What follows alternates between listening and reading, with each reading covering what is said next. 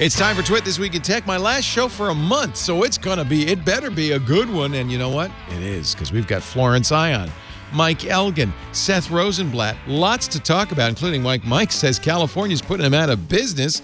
We'll talk about the Google event. Florence was there. She's even got a Pixel 4. She'll show us all the ins and outs and talk a little bit about ambient environmental computing. We'll also talk about Yahoo Groups. It's the beginning of the end. It's all coming up next on Twit. Podcasts you love. From people you trust. This is Twit.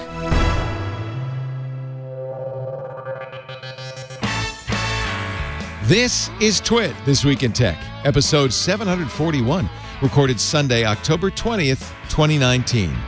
Jin Yang's not Hotdog method. This Week in Tech is brought to you by Eero. Never think about Wi-Fi again when you can have brilliant, hyper-fast, super simple Wi-Fi with Eero. Go to Eero.com/twit and use the code TWIT at checkout to get free overnight shipping with your order. And by Capterra. Find the right tools to make an informed software decision for your business. Visit Capterra's free website at capterra.com/twit. And by Wasabi Hot Cloud Storage. Thinking about moving your data storage to the cloud? Wasabi is enterprise-class cloud storage at 1/5 the price of Amazon S3 and up to 6 times faster with no hidden fees for egress or API requests. Calculate your savings and try Wasabi with free unlimited storage for a month at wasabi.com, code TWIT. And by LegalZoom. Make sure your important legal documents are complete with LegalZoom. Visit LegalZoom.com and enter TWIT at checkout for special savings. It's time for Twit, This Week in Tech, the show where we cover the week's tech news with fantastic tech journalists like Florence Ion from All About Android and the Material Podcast. That's me. You finally met that guy named Andy Anako in Finally person. met him in person. Wow. What'd you think? It was, we had a great time, actually. He's my people. He's taller than I thought. I thought for He's some reason he was about like he's a about hobbit. he's about my height, I actually. thought like he was like 3 feet. I thought, really, honestly, like he was like a hobbit. He's about my height. He's a little tall. Yeah. It's We the had a big sideburns. bear hug and everything. Aw. Yeah. Yeah, he's we a did great the guy. event together. He's a really great guy. Yeah, he is. The event was the Google event. The Google event, You yes. have with you a precious item. With hold on. Oh. We will pull that out in a moment. Okay. But first, let's say hello to Mike Elgin in the country for a change, our nomad, our digital nomad. I, too, have seen Andy Anako. He is he's a wonderful person. His ears are really burning right now. You were in Athens the last month? Yeah, we were in Athens for a month, Spain for a month, and we actually went to Armenia for a week, and that was really cool. Really had a good time. I went to a tech conference there. Fun. Where all the Armenian tech stars were there. They I don't believe Alexis that. Ohanian. Oh, yeah, I was going to say Kim Alexis Kardashian. was there. Yes. Were they both Of course, there? Kim was They there. were both there. You're kidding. No, I'm not Everybody kidding. with They were there. IAN was there. What's his name? Vaynerchuk was there. Gary He's Vaynerchuk's Armenian? of Belarus extraction, Close but enough. close enough. Exactly. Oh, so for Yeah, Russian it's been a great occupation trip. was there? Nice. And we're going to Mexico on Tuesday. So this is a brief interlude to visit Princess Squishy Face. Exactly. Some squishy The kids. FaceTime and squishy FaceTime. I like that. Squishy FaceTime. And more importantly, The great than baklava. You know Kim what? Kardashian. Costco has great baklava. I just have to say. I can tell you where to get. I'm going to be in Athens tomorrow. Yeah. I think I probably should not eat that. I haven't had any sugar since February, and I think I would die. You could. This is the quickest Be way like to make Todd up and for Rod lost in that time. It would be episode a of The good death. Simpsons. It would be a good death. It would be a year's worth of sugar in one slice of That's right. baklava. That's exactly right. Yeah, I would like that address. By the way. It is honey though. There's no sugar in. Well, there's probably a little sugar, but it's Okay. mostly honey. This is a false distinction. Exactly.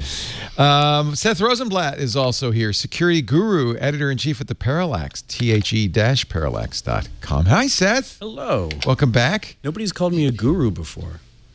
Well, I don't even have the You face. should you run remember with your it. You mantra? should get some merchandise and I start should. like doing, should. retreats with people. I've been told to go to the top of a mountain before, but and stay. and stay, Yeah. not Well- come down. Your ashram has a garage. We know that much. The ashram does have a garage. The Bat Cave is garage enabled. Actually, I wanted to talk to Mike Elgin because yesterday you tweeted, "Thanks, California. You just put me out of work." Yes. Are you out of work again? Okay, so I heard about this, of course, where I learn about everything on a Twit podcast. I was listening to Twyet, AB5. This week in And I was- enterprise tech. Yes, and they were saying, oh, there's this new thing that's supposed to bring Uber drivers and Lyft drivers into the realm of unionized, civilized mankind. And by the way, they're not going to let freelance writers submit more than 30-something, 35. 35 per year. And I'm like, publisher. are you out of your mind? Like, that's what I do for a living. Signed into law in September, it becomes the law of the state on January 1. Yeah. Among a lot of other laws, including the new California privacy bill, the IoT security bill. The legislature got very active this year. Well, just thank God weed is legal, because this is really gonna need stressful. it. Yeah. So I'm going to speak here on behalf of the state legislature. My wife, I'm an employer. Yes. My Yes. wife is an employer. She hates the California state legislature. Oh, she good. says it's making it hard for employers. But the theory behind this is that a lot of businesses will use independent contractors to avoid paying benefits. Yes. And so they designate you. You're writing, let's say you're a columnist for Computer World. You're writing a column every week, 52 columns a year. Computer World should hire you as an employee, but they avoid that by saying, well, he's an independent contractor. So California is saying, no, you and Uber drivers and all these other people need to be employees, right? Wrong. The problem is that this is part of the fantasy land interpretation, where if you have a bunch of freelancers and you illegalize freelancing, then they'll just hire them all. No, those people just go out of work. Well, I'll be honest. Lisa's saying, we're moving to Vegas. Well, that's what I would do. That's the other thing that happens. The It is- business it is moves. cheaper. Yeah, you lose exactly. the businesses. That's right. That's right. And so, I actually have two publishers that I submit more than 35 columns a year to each. Why 35? Where did that number? I don't know. They're just making this stuff up. Lorena S. Gonzalez, who's an assemblywoman in San Dun, Diego, dun, dun. has actually been She very created active. this bill. She helped create this bill, and she said that apparently that they had talked to some freelance writers, journalists, whatever, and We talked to people. Yeah, but the problem was, she clearly didn't look into bloggers and just kind of the vast amounts of This us is who the- make money this way. This is the scientific method she used. Yes. Well, you're right. One a week, that'd be 52. Split it in half, 26. They went based on columnists, so they split it in half for columnists 26. doing And then a then the call of the freelancer week. said, well, that's kind of low. All right, we'll make it 35. Yeah, she said That's it was where- a little arbitrary. She admitted It's it a was lot arbitrary on arbitrary. Twitter. Yeah, but this is the second attack on my line of work that has occurred in the last couple of weeks.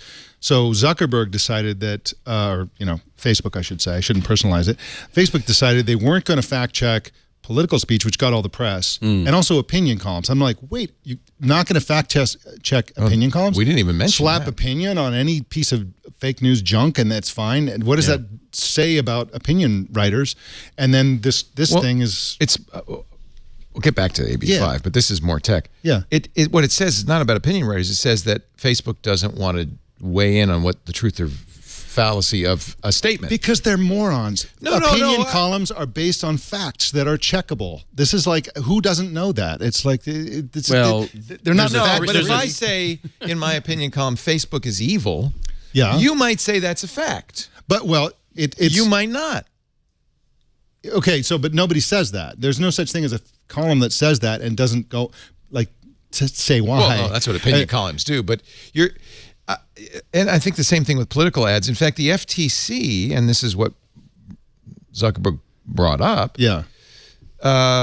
does not require that in broadcast. You can lie in a broadcast ad. The FTC requires truth in advertising with the exception of political ads. And so Facebook's just doing what the FCC and the FTC do. But my point is that you have a reported article that's not an opinion column, and then you have an opinion column. They should be based on the same standard. So, for example, if either one of them says Facebook is evil, that's not really... That's just a claim. Harmless. That's harmless. That's just a claim. It's not even claim. libelous. But I could say you're evil, But if and they it's say not they're libelous. sacrificing puppies by the thousands, that's a Provable fact. provable fact. Oh, it's not a fact, so it's you can't be proved. Or a provable lie. But my point is that the biggest problem is that they're not fact checking anyone if they say that opinion columns aren't going to be fact checked, because every Macedonian teenager is going to say, "Oh, it's just like everybody opinion. does. Oh, it's parody." And But you the can say good anything. news is they won't be able to get a job in California. That's the good news, right? Exactly. So we'll all be out of work, and but it's just ignorant, and it's extremely sort of a klutzy way to just. I spent decades, literally, Leo, decades, getting to the point where I can be a freelance writer with a couple of weekly Because you want to columns. travel internationally. But even You if want I- to spend time overseas. You don't want a job with But even if I Computer World. didn't, like, even if I wasn't nomadic, it's like I've made a lot of sacrifices to get to the point where I can be a freelance, have my own company, right? This is the Seth, American is this dream. going to impact what you do at your blog? Because that means you can't. Freelancers, you're going to have to limit how many contributions they make a year. Not yet, but that has more to do with the amount of funding that I have than anything Just else. hire them all. Right, with the funding I don't have. But if you were The But- Verge, this would be an issue well, for you. I mean, what's really interesting to me about this is that there's a legitimate reason for state legislatures to look at things like the car sharing economy and the gig economy and stuff like that and say, hey, look, you are doing an end run around our laws. These people need to be fully employed. Stop doing this in the way that you're doing it. There's also a very legitimate reason to allow journalists to be freelancers and and to allow them freedom of work and freedom to be able to move from publication to publication as they see fit. How it is, I mean, I'm still boggled by this law. I read about it when it came out in the in the SPJ, Society of Professional Journalists was has been working on this. And I'm still boggled by how this thing got passed and the way that it got passed, and why of all the laws that Newsom decided to not sign, he looked at this and said, "Oh, sure, YOLO, this is fine." It makes no sense to me, and it's so confusing as to why it was able to get through in the way that it is. There's very good reasons for why journalism is set up the way it is now, and it has a lot to do with the lack of stability and lack of unions in journalism jobs, and there's there's very bad reasons for why the gig economy is the way it is, and trying to fix them both with the world's largest ball peen hammer seems like a really bad idea. You're a freelancer, Flo. Right? I am a freelancer. I am. You're a freelancer at Twit, by the way. I am. And yes. you're on more than 35 shows a year. Till January 1st, she's a freelancer. That's I don't know if I don't even know if it applies to podcasts. yeah.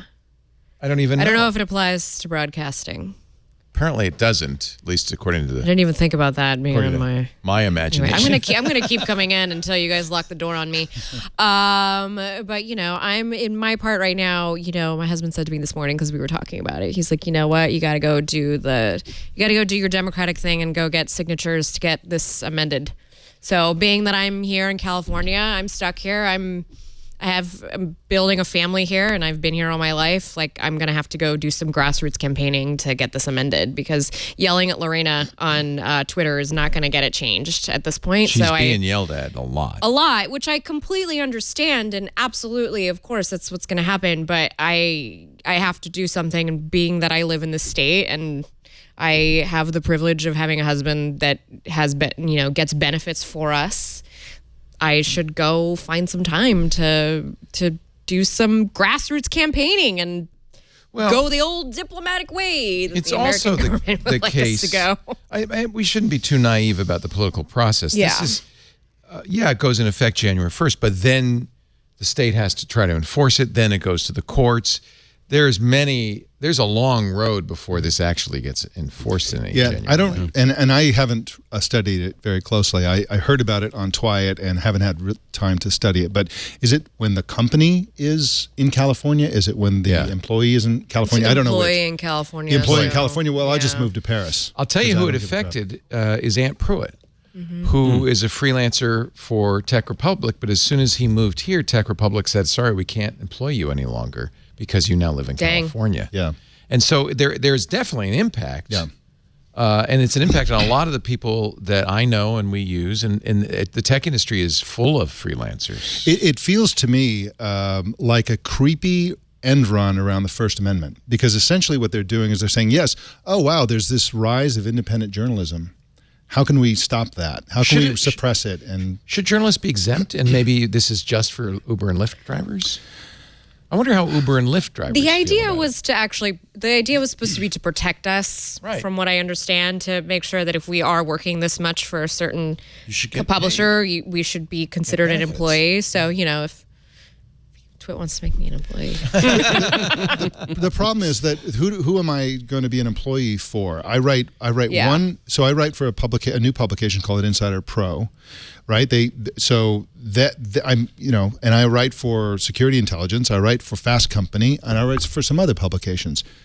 Are they all supposed to hire me? Is one of them supposed to hire me and I never write for the other one? So they're basically deciding where my voice is heard as a journalist. Right. It's outrageous. It's outrageous. And it comes, and it's important to note for people who aren't aware that this comes at a time when journalism continues a very, very bad downward slide in the number of people employed on a regular basis as journalists. There are 7,200 fewer journalists in the U.S. this year than there were last year, employed journalists. People are being forced into marketing positions, into PR positions with at a shocking rate, and it's a real problem for the business of journalism and for the important role that journalism does play in our modern dialogues. Somebody in the chat room, and I missed the name, I went by quickly, made a good point. I actually work for my own company, and You're I an have LLC. Yeah, I'm a yes. Yeah.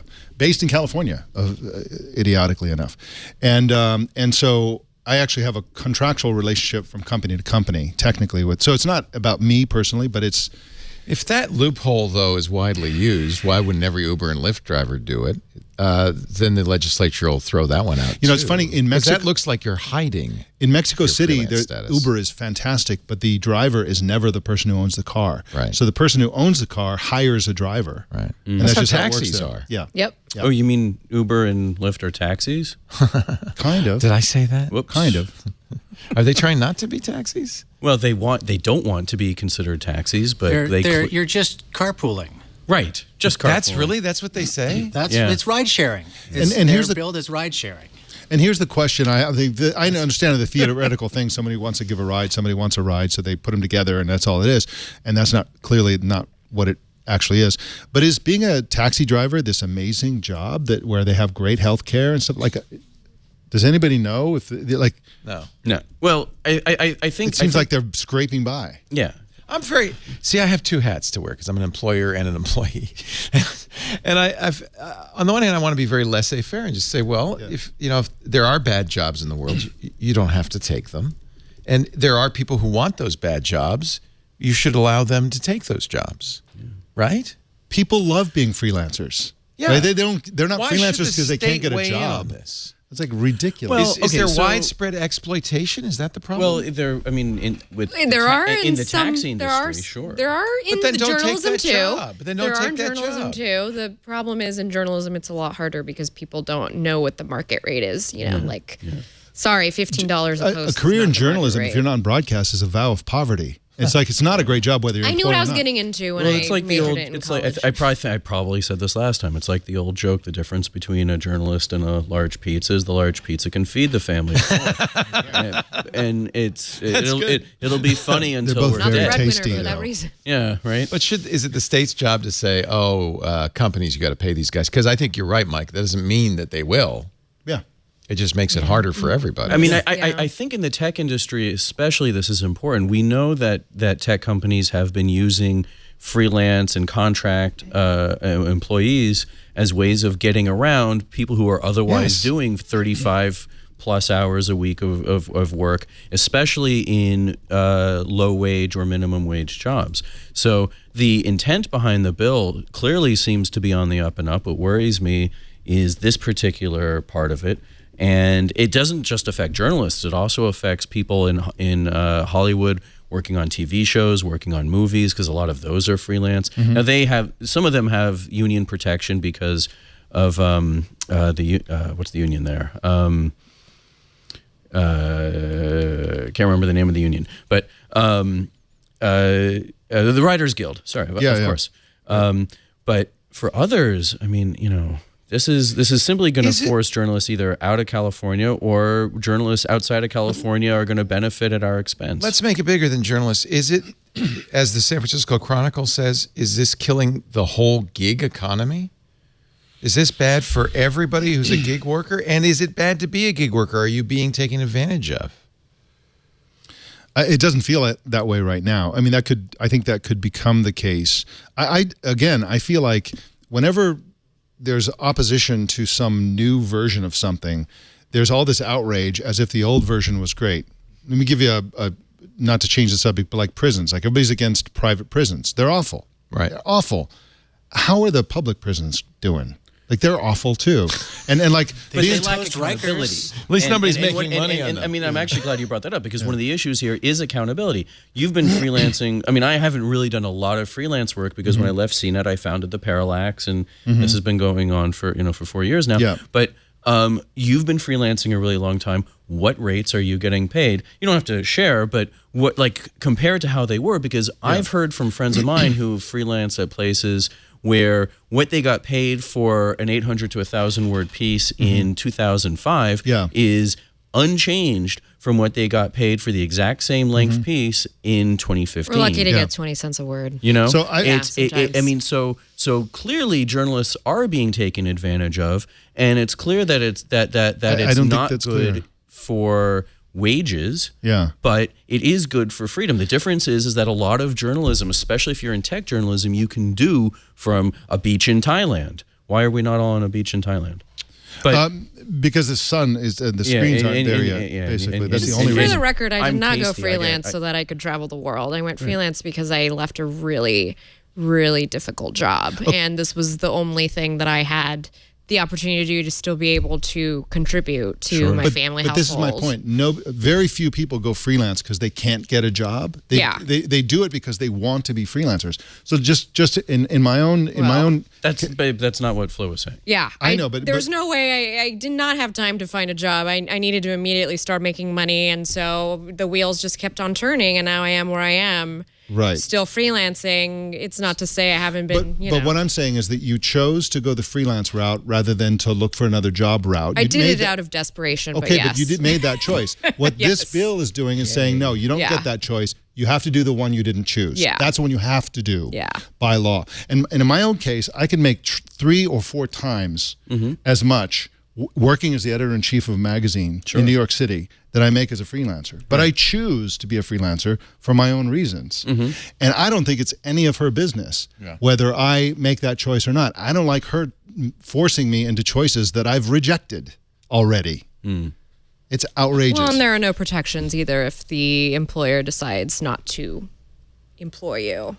Exactly. That you're writing over exactly. 35. Exactly. That But wasn't taken into consideration. That Well, that's the next thing to go, because California is an at-will state. Anybody could be fired for any reason, but that could go away. This could become a no longer an at-will, a right-to-work state. The problem with that is that I'm an adult and I'm not a child, and I don't need a state legislator in San Diego telling me that, oh, I'm not protected, right? So I know what the risks are. I know what the deal is, and I've made my choice. And she's trying to override it. We employ 20 or 30 freelancers, including you, Flo. In fact, including all of you. Not me.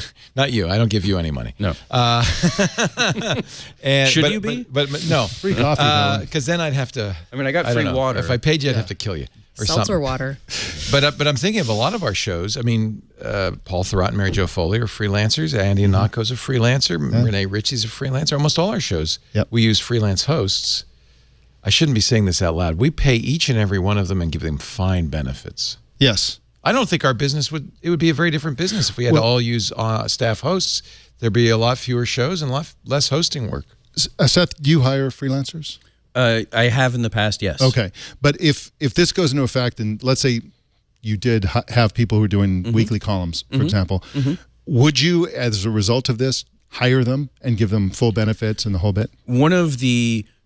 Or would they just be out of luck? And I want to be really, really clear about this. One of the greatest pleasures about having started the Parallax is that I've been able to pay very talented journalists, people who are far better at this than I am, very good wages, very good compensation for their stories. If I had ever been in a place where I could hire them outright, I absolutely would have done But that. I can tell you right now, and I can tell you this is true. But this for law Twit. won't put you in that place. No. It'll just You can't because you add benefits. Yeah. The cost is much higher. Oh, sure.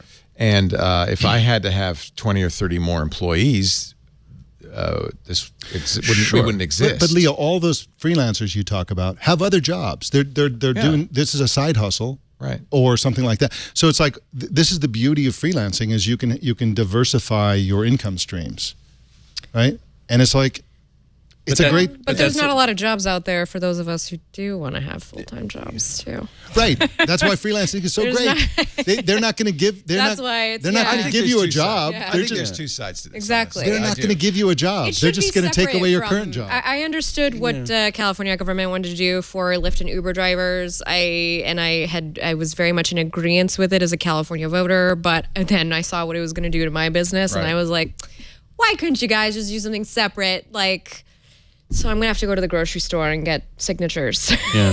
I mean, there. I need to office. file an amendment Look for to this. Flo out front of Yes. the Piggly Wiggly near you. Yes. This, my friends, this is the subject of our next segment, Uh-oh. which is my Eero router. Bar of soap. Maybe no, it's it looks like a bar of soap. That's actually an Eero beacon. Eero is our sponsor. It was I think the first consumer mesh Wi-Fi out there. I remember when I first read about it, I thought that's crazy. What do they do? And then I got it, and I went, that's crazy to use anything else. In fact, when the new Eeros came out, I bought those, gave the old ones to my mom in Rhode Island. I love it because I can go onto the Eero app. I can see how her network's doing. I can see how ours is doing. I can pause our 16-year-old's internet on school nights, which I do, 10 p.m. Internet is off. They love that. Yeah, they really, I love the howls. What's happening? And there's no internet. Internet withdrawal is a terrible thing to see. It's great because, while Michael's watching YouTube and we're watching Netflix, we can still get email because the Eero is smart enough to route the data appropriately. You don't have to worry your security camera is going to go offline because you're watching Netflix in the bedroom. Eero is easy to set up too. You put the Eero app on your phone, you plug in the Eero base station. The phone will help you position the beacons, and you're done. And at any time, I could see what's happening. I could check usage. I could pause the Wi-Fi. I can get alerts. I love this part. Every time somebody comes into the house, I could see them join the network, and I could say, "Oh, look." You could also share your Wi-Fi without giving away the password. There's a great guest mode. I pay the additional $99 for Eero Plus because you get so much more, including, by the way, great ad blocking, malware protection. I don't ever have to worry about ransomware in our house because all of that malware is kept out of our email. That is fantastic. I'm not saying anything. Why are you looking like that, Seth? That sounds like a challenge to somebody. Go, you want to hack me? Go ahead. No, I don't want to Go ahead, you. hack me, baby. Last thing I want to see is Send your me email. some spearfishing email. Oh, jeez. Eero protects and secures all the traffic going through my network using strong encryption and security protocols. I just think Eero solves. Look, Wi-Fi started great, and then you got 20 computers, 15 IoT devices, and the neighbors got that super-duper Wi-Fi MIMO router with 4x4 antennas that's blasting you. You need Eero, so the Wi-Fi keeps working. I am very happy. Look at the Eero Secure 2 and all the additional features you get. Never think about Wi-Fi again. Get yours fixed as soon as tomorrow because we've got free overnight shipping when you go to Eero, E-E-R-O, EERO.com/twit and use the code TWIT at checkout. Eero.com/twit, offer code TWIT. Get your Eero delivered with free overnight shipping. Every Wi-Fi, every home deserves great Wi-Fi. You deserve an Eero. And I have to say, I'm thrilled that we use Eero. Although something weird has happened 2 nights in a row at 7:48 p.m. Comcast stopped working. At 7:40. Wait, and the then TV or the cable everything. internet? No, I didn't try the cable TV, the internet. And then I said, the first time, and I went online and it said, yeah, there's an outage. 50 to 500 people are out. I don't know what that means. And it'll be back at 11:18. And then and then the same thing happened the next night. Arbitrary. Wow. Do you think it's a DDoS, Seth? Do you think somebody's like, I think we're living in a simulation. and it was. I can tell I you. think you have Comcast. Yeah, I was I going to think say. that's what it is. It is not having internet is bad. Why? We've twice now tried to watch El Camino. Why- Twice, halfway through, the internet's gone out. Why don't we have gigabit fiber everywhere in this? Because we're not in Sweden. I know. No, I know why. Yeah. Because our weather's too nice. Because the incumbents, this is always the case. It's true of fossil fuel. It's true of cable internet. The incumbents make so much money on existing infrastructure, they can afford to pay the members of Congress and lobby them and the FCC to protect their monopoly. And that's what we have in this country. We have a duopoly. The FCC enforced it. They said only the phone company and the cable company in any given region can provide internet service. And they did that because the cable company said, oh, we just won't make enough money to put in the infrastructure. You've got to protect us. And then once they put it in, they said, and now you have to keep protecting us. Yeah. I mean, It's terrible. It's criminal. We invented the internet in the U.S., and we have the worst internet in the developed Al world. Gore invented it. no, not as worse. Not worse than Australia. Yes, Australia has a similar problem, though. Yeah. Right? They're also really spread out as we are. That may be another problem, is geographic size of the region. And they're- they have suicidal bushes. Yeah, well, and dangerous spiders, Yeah, everything will kill you there. Drop bears. including the internet. Now, we have a lot of Australian listeners, and I just want to say I'm sorry. I apologize for these guys. No, Andy and I have had a long-running joke about the Gimpy bush on the Material Podcast for the last Does like it 6 kill weeks. itself? No, if you touch it, it makes you want to like basically kill yourself. It's like the most painful thing if you touch it. But it looks so pretty and it looks fuzzy and beautiful and inviting, and then you Like touch it Comcast. and it go.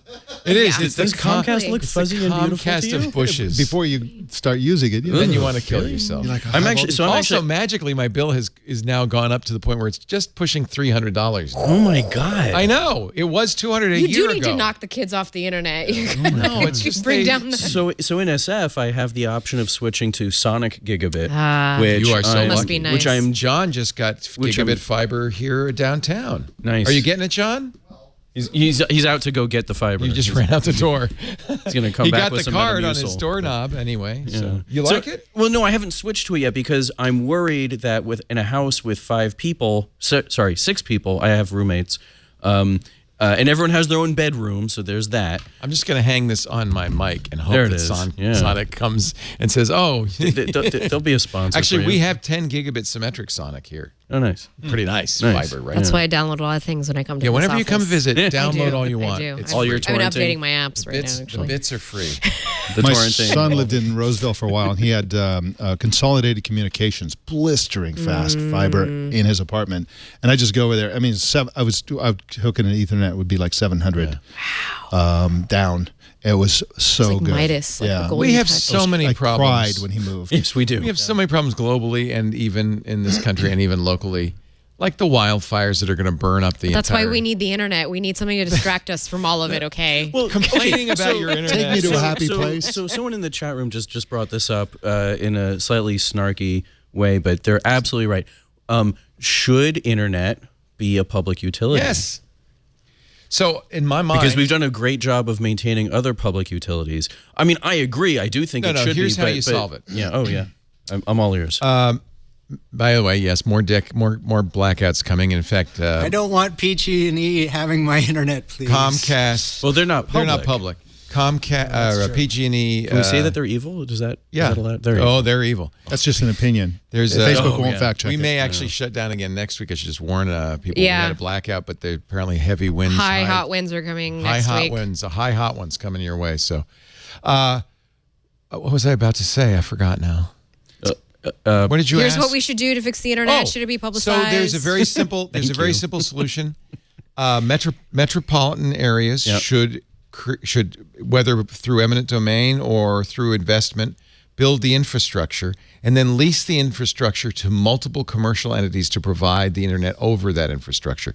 So just like the road system, they should be owned by the municipalities, but everybody should be allowed to use those thoroughfares, giving us competition. That's my opinion. That's the Well, solution. part of the problem is that our government, which is controlling all this stuff, is owned by corporations because we have money in politics. I And if we said. could get the money out of politics, I think the competition would happen. It all comes down to that. Yeah. Yep. Oh, that'll happen soon. The problem That was my is optimistic the people take. who get the money are the ones who are in charge of saying, no, we don't want any more money. It's not going to happen. All right, love where do you some want money. to talk about? Apple? Oh, no, let's talk about Google, because you've got a Pixel 4. I'm so jealous. She is so fed up with Google. Flo was at the event this week, the Made by Google 2019 event. Did you were in the room. And that's called Not Orange. No, this is the white one. This is the white one. It's pretty. Look, though, I mean. This is the regular Pixel 4, not the Pixel 4 XL. Have they just Is it given lickable? up on not Sorry? copying? Is it lickable? Can you lick it? Have they just given up on not There's a copying phone in your Apple? Have they face. just given up on that? You got the No, but same. see, it's completely this is different. It's black on the background. This is a 4 top burner. Yours is a 3 top burner. So you can only have 3 pots burning on yours. Yeah, but and you only mine have can- 2 lenses.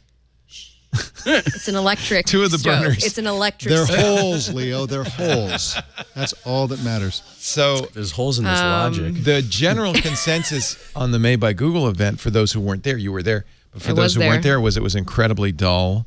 I saw Martha Stewart and Annie Leibovitz, so I don't know. I was fine. But even Annie Leibovitz felt like she was kind of. Well, she didn't have much. I saw that she wanted to talk about the subjects that she shot with Yeah. like the pixels that they had given her, but obviously they wanted her to talk about The the pixels. camera hardware and how it works. But you know, Highlight for me was Mark Lavoie, the Yes. king of oh, computational Andy photography. next to me, he was just like, "Oh my gosh, it's Mark Lavoie." I was just, Yeah. I heard the shutters just going off next to me. So Yeah. Mark Lavoie is a former Stanford professor, he's an emeritus now, who really kind of is a pioneer of computational photography. Went to Google, has done a lot to make Google the king of computational photography, although you might argue that other companies like Apple and maybe Huawei are also doing some pretty interesting stuff computationally. Sorry, Huawei is not allowed in this country. Well, if you had a Huawei phone, you'd Yes, know. no, I know. I guess, but I did what Mark Lavoie told me to do by zooming in and using the telephoto lens on the He Pixel said, 4. And do not crop the images. I didn't crop. Zoom in. I Yes. zoomed in Yep. and I wasn't not impressed. that impressed. I Oh, saw really? your images. I saw your Not- images. You're I right. posted them in the Twit Yeah. community if you'd like Yeah. to go over there and see them. I have a picture of Amtrak looking very But jaggedy you up probably on there. drink a lot of coffee, so your hands were probably like this, right? Here's the thing. mean, it They should want us autocorrect to for use that. our hands. They don't want us to use the tripod. They want us to be able to just go out and shoot. Yeah. You know? Not Annie Leibovitz was using this big rig, this big She was, stabilizing it's rig. true. Yes. We saw in the photo she's using the stabilizing rig, the same one you can buy on Big AliExpress bright for lights and $15. a whole bit. Uh-huh.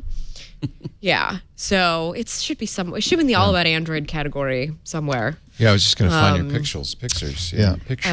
Pixels. Yeah, I tried to So- capture a bird with it, but I got the It flew away. sense that you weren't that impressive. I wasn't that She impressed. was impressive. That you weren't that nice. impressed. Here's the zoom. Yeah, your So- photography wasn't that impressive. So this picture is of Crockett, and Crockett is directly across from where I live. Oh, what's the dive and bar there? I can What's the dive bar there? warehouse, the Is one that all with you the care polar about, bear and the Seth? seal. Yeah. the warehouse. Yeah. Friend used to bounce there. Yeah, we still like to go there. It's a nice time out. So Amtrak goes through there, and I happened to catch it. And I like to go out here sometimes at sunset because you can see the seals in the water, and it's just really beautiful. The birds are coming in. It's very serene. And so there's Amtrak. So I got out of the car at the marina, and I tried to take a picture of it. And it was moving slow enough, but like it's still, when you zoom in, it just looks like It's soft. It's soft, exactly. Some of that may Exactly. be atmospheric. Do you think it looks a little hazy? But you can see in the water. The water's Water's not great The either. water is. Well, if you go All to right, the bird let's look at picture that I another one. posted, Here's a okay, Boyd- here's a Boyd picture. that was a hard one. That was just up in a tree. Look at the And, branches. They look terrible. The wind was blowing so hard that day, so these leaves were moving. So remember, it can't stack very well if there's a lot of motion. So maybe that's the problem. That might be the problem. So the last little picture I I posted wish in Mark there, Lavoie were here. Now this looks good. it does, but How much zoom is that? that I think this was about 4 or 5, and it goes up to 8 as far as I can remember. That does not look bad. it still looks a little pixelated. Yeah, that's the thing. It looks pixelated to me. I was expecting a little more. Crisp. Yeah. So I'm gonna One still of- play with it, and One of the things both Apple and Google have done with this generation of phone is say, oh, and we're going to add some, it's going to get better. So Apple's pushing out Deep Fusion in the next few weeks, I would guess, with iOS 13.2. And Mark Lavoie said, when he was talking about, he showed a picture of the moon. He says very bright, but the background is very dark. Can't do both yet. Stay tuned, implying that also Google was going to be shipping an update to the camera. Of course. Yep. Yeah. Of course. They're always making it better. Right. Yeah. I mean, we always say on All About Android, everything Google does is beta. Because you just kind of know that getting into it. Okay, well, this is like the beginning. I'm sorry? Is Gmail still beta? No, they they after 5 years or something they Oh, stopped. more than that. I No, think I it took think 10 it was, years. I think it was Shipping 10. Yeah, it was Was it? 10 years. It was 10 years. That's right. We're now shipping It's Gmail. finally done.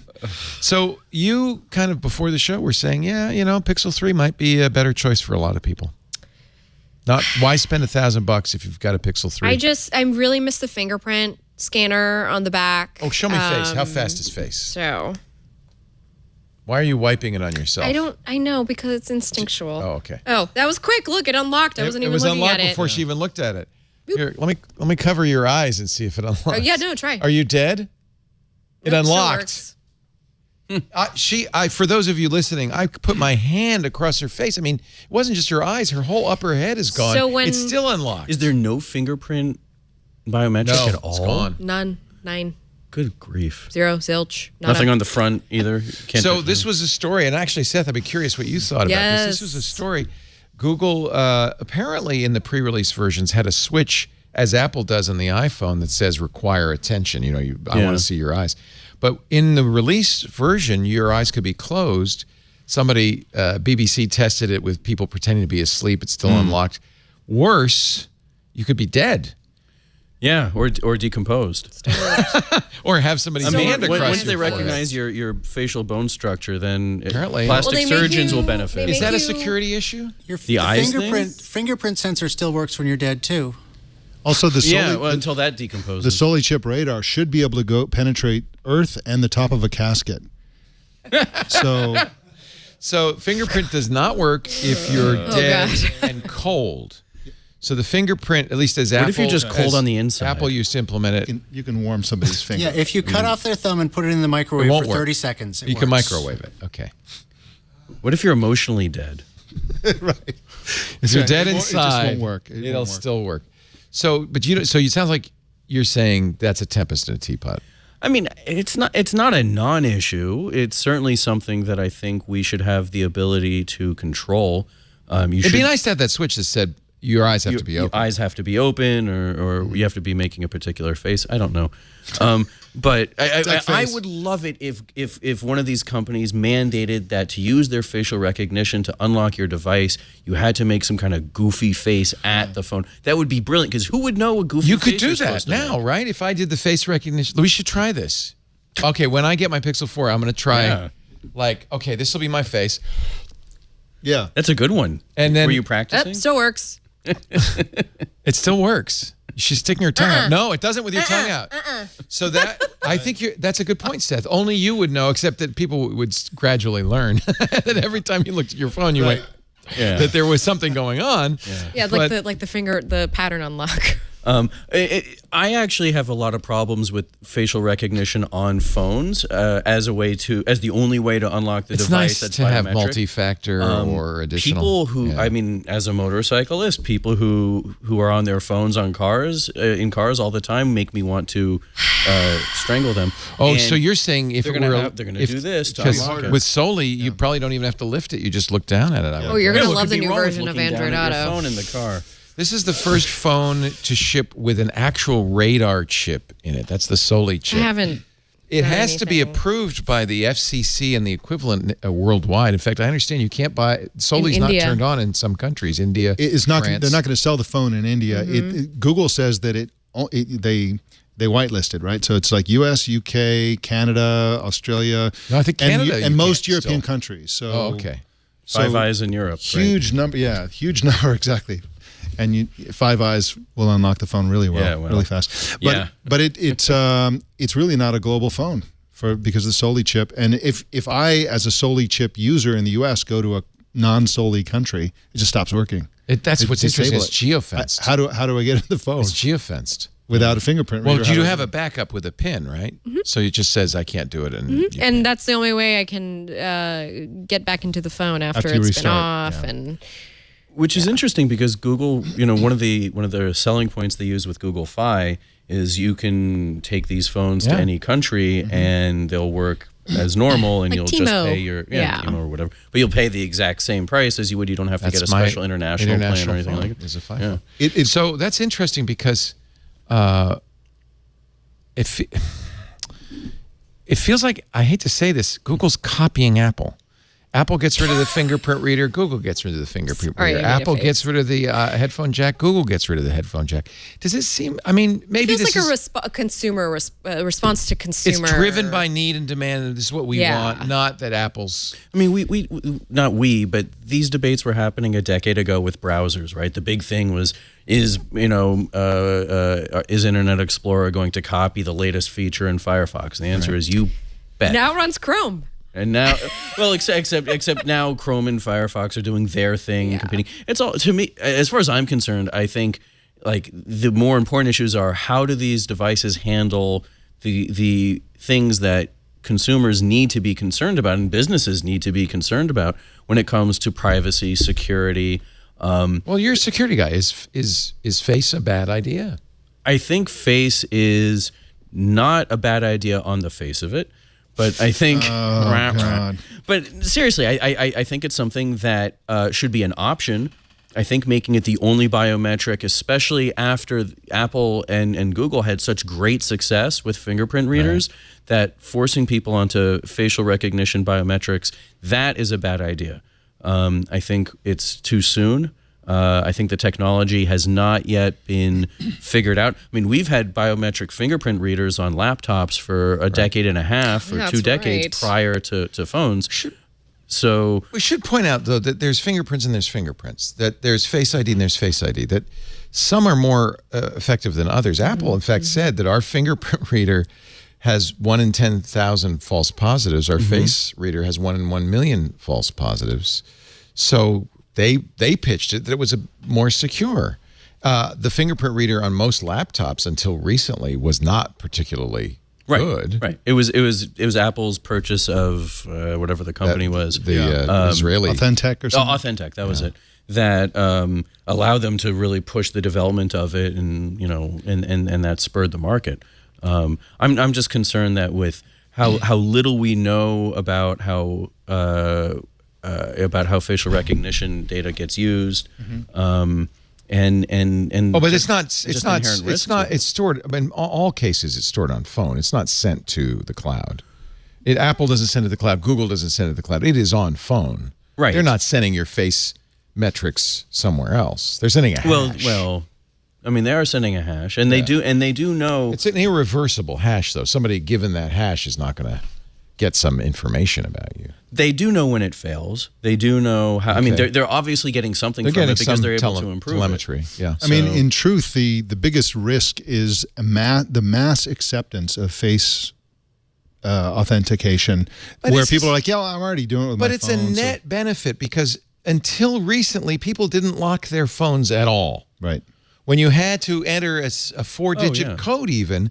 Most people, more than half, didn't. It was the fingerprint reader that forced people to secure their phones better. And Apple was able to say, you're going to use this technology and you're going to enter a PIN and it's going to lock no matter what. You cannot, no modern phone can you use without it being locked, right? Right.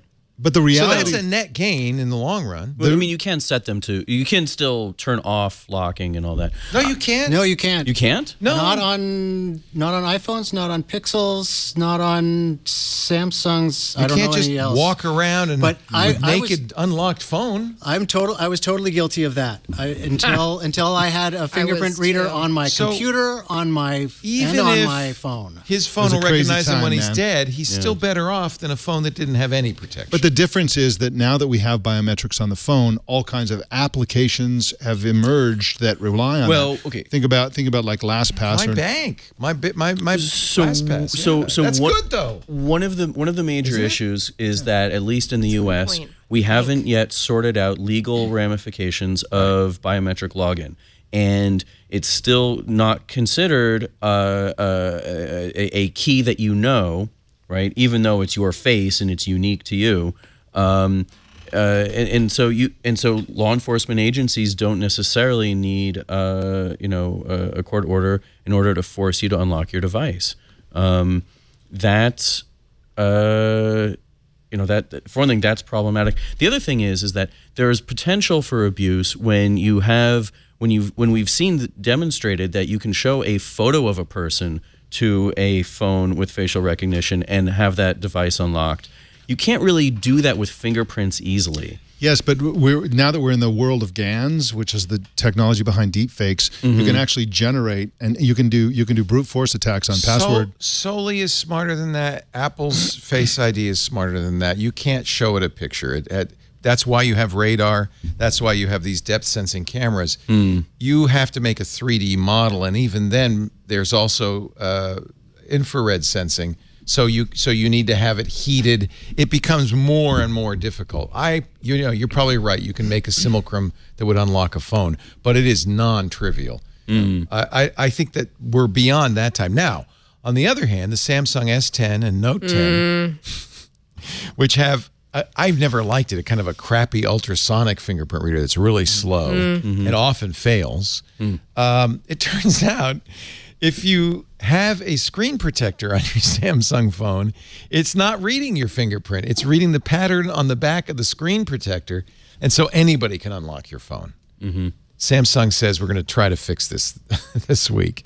That is an example of just bad design, especially since those Samsung phones come with a screen protector. I don't know if the Samsung screen protector does that or only third party. They do? Are we? Yeah. Do they? Okay, I thought it was just OnePlus.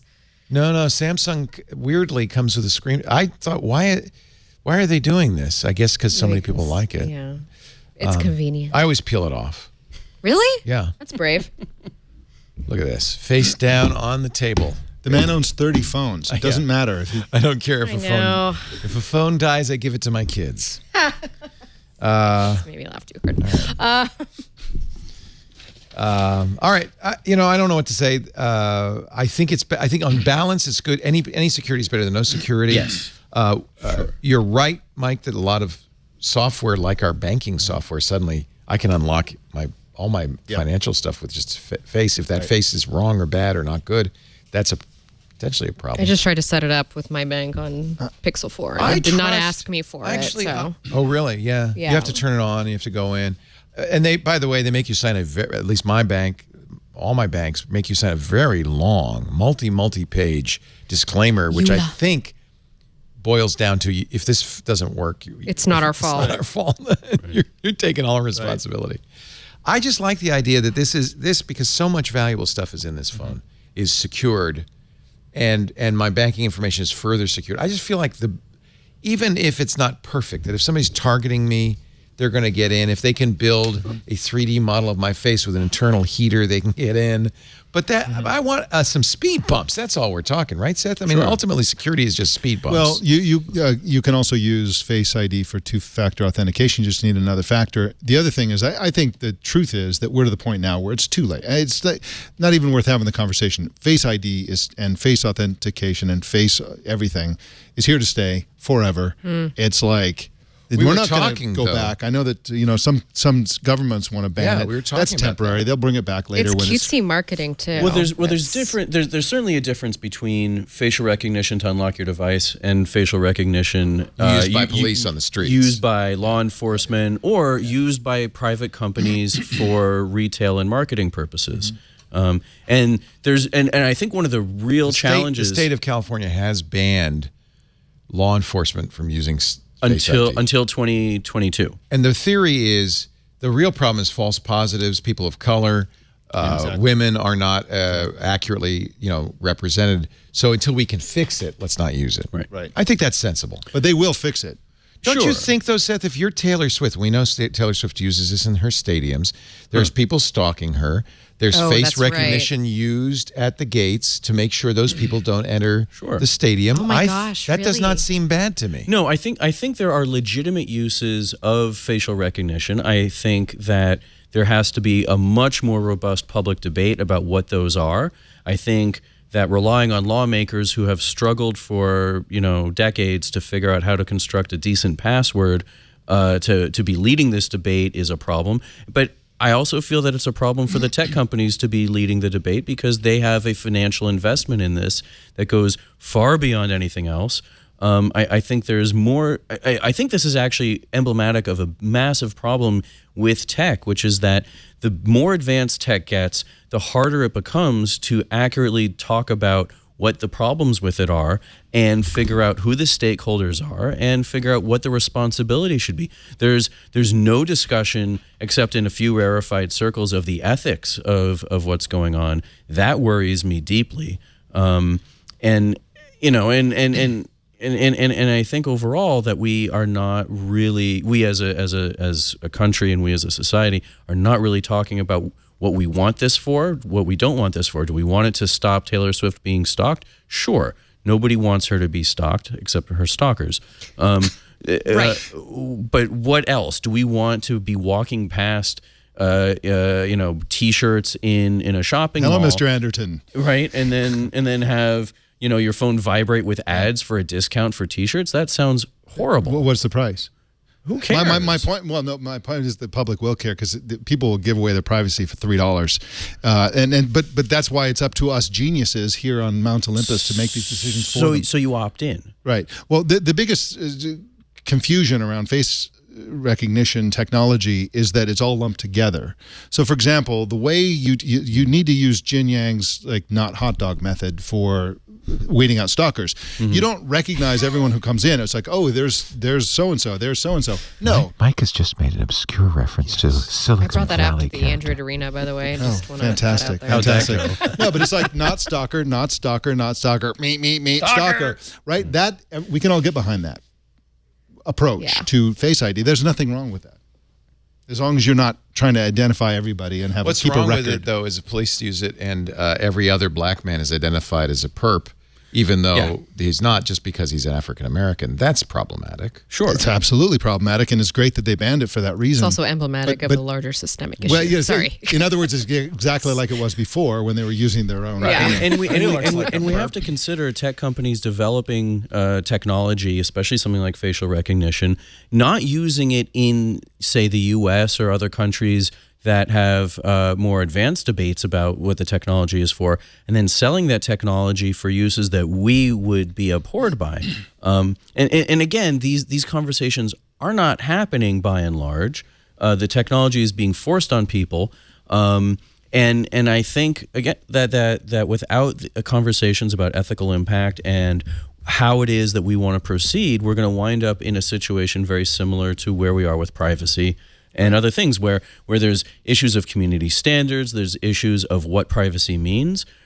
Now in Android 10, you now have a nuanced option for choosing which apps you've installed can use your GPS and locate you and tell. I love that, by the way. Which is great. Apple's doing that too. But why didn't they do it back in Android 4? Well, you know what I mean? Like we didn't say anything. We were so innocent. We weren't and young annoyed then. yet. We were. Sephora wasn't coming after us and going, "There's a Sephora down the block from you. Did you know?" We'll see. This is the point: is that people may say, "Oh, sure, for $3 or whatever, I'm happy to give away my privacy because you're giving me 15% off on a T-shirt." But I actually suspect that once people's phones are vibrating or doing whatever, notifying them that there's these discounts.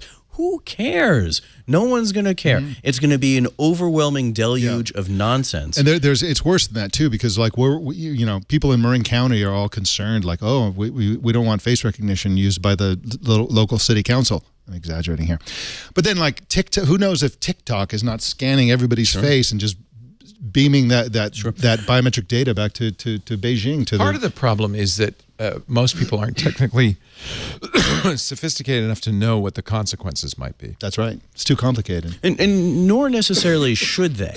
No. Right? I don't feel like, Well, we do our best. I think all of us do our best to let the public know what's going on. Well, that's our job. That's our job. They don't seem particularly interested. Well, I try to have this conversation with my gal pals, like we'll talk about, you know, I try to talk to them about, well, on the subject of like the marketing that kind of hits you all the time. They're like, well, I don't mind that like Facebook is taking my data, for instance, and like, you know, sending me this stuff because it just makes the stuff that much easier. And then I say, well, but how do you feel knowing that that stuff is getting sold to companies to like push things towards you to like get your money?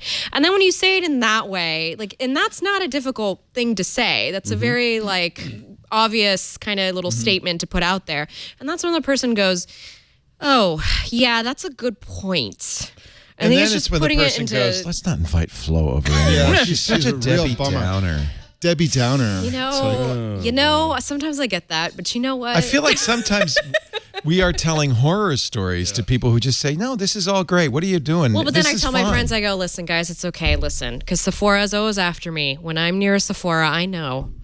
You see, this is not a problem I have. I don't know. They won't let you forget. No, I was at another makeup store the other day in LA called Riley Rose, and they were like, you know, there's Sephora 1 block away at the mall next to you. Hypothetical. You actually get notifications. Yeah, and I Do you have a Sephora app? You did. You must have. I am a very big part of the Sephora community. I am. I mean, and they actually just to give them credence, they're very technically, like, they're one of the highest kind of technically inclined companies, especially in kind of the marketed to women realm. And so they did this as a way to kind of be like, this is how to like get more people in the door and to like come to the classes and to come try on makeup. And it works. And you don't mind. And You've embraced it. I am just like, all right, Sephora, shut up. Dismiss. But you didn't delete the app. No, I'm still, and I didn't tell it not to have location access through my Android 10. I do like it that both iOS 13 and Android 10 are now telling you that apps are following you and giving you the option. Oh, they bug you too. Like Android bugs you and they're like, are you sure you want Instagram to open every time you hit an Instagram link? Are you sure about this? And I'm like, yes. But I actually... See, they're going to be the unwelcome guests soon, right? It's going to be like, Google, I after years and years and years of not having these features, I appreciate that. I do too. I want the, I mean, for things like links, you have, you do have to choose. And then once if you choose to ask you every into time. The settings to do it. One of the things I like, at least for me on 10, is that it's been asking me about once a day with a different app each time, whether it's GPS or links. And I'm finding out that apps, like there's some apps I have a little thermal printer that I use just to like print out stupid things. And apparently, and it's a Chinese app, and apparently it has access to my location. I don't know why. Why do you have access to that? It's a locally stored printer. It's probably worse than that. They may also have access to every single file you print. That has happened. Well, all I print is like memes and stuff, so it's fine. You print memes? We don't need to follow her anymore. No, I'm a bullet journaler.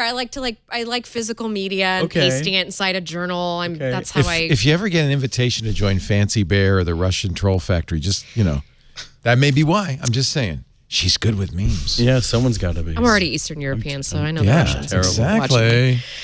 Let's take a little break. We're going to come back with more fabulous panel. Florence Ion is here. Oh, that Flo from All About Android. Look, you're doing the Eastern European thing. You got the hoop earrings. I mean, this is me, Leo. This is good. I like it. I'm just being myself. You're being yourself. We also have Mike Elgin. He is our gastro nomad, gastronomad.net. If you want to dine with him, when's your next event? Mexico City in November and December. We have 2 coming up, and then we've got... Are you going to do New Year's Eve in Mexico City again? We're not going to do that again. It was fantastic last year, but it was just really... Mexicans really are into going back home with their families, so finding chefs and all that stuff was really brutal. But the 2 coming up are just going to be amazing, and people don't realize how exquisitely high-end like the cuisine of Mexico City can be.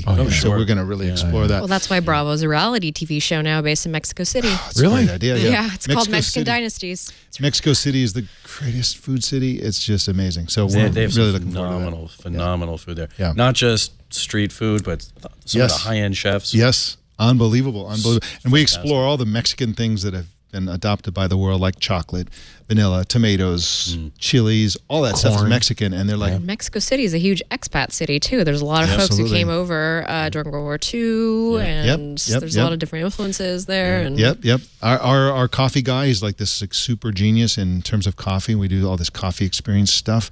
He's actually of Lebanese descent, and it's like lots of expats. It's such a cool city. Such a cool city. Yeah. Digital gastronomad. Gastronomad.net. Elgin.com. Yeah. And of course, Seth Rosenblatt, he's our security guru. We're glad to have him, editor-in-chief of The Parallax at the-parallax.com, or Seth R. on the Twitter. Our show today brought to you by Capterra. Business software is kind of a funny, almost a ghetto in the software world, right? I mean, there's a lot of money in business software, but so often you go into a business and they're running programs that, and they still have to use Windows XP and IE8 because the program was written so long ago and it requires an old version of Windows. They suffer with that. It crashes a lot.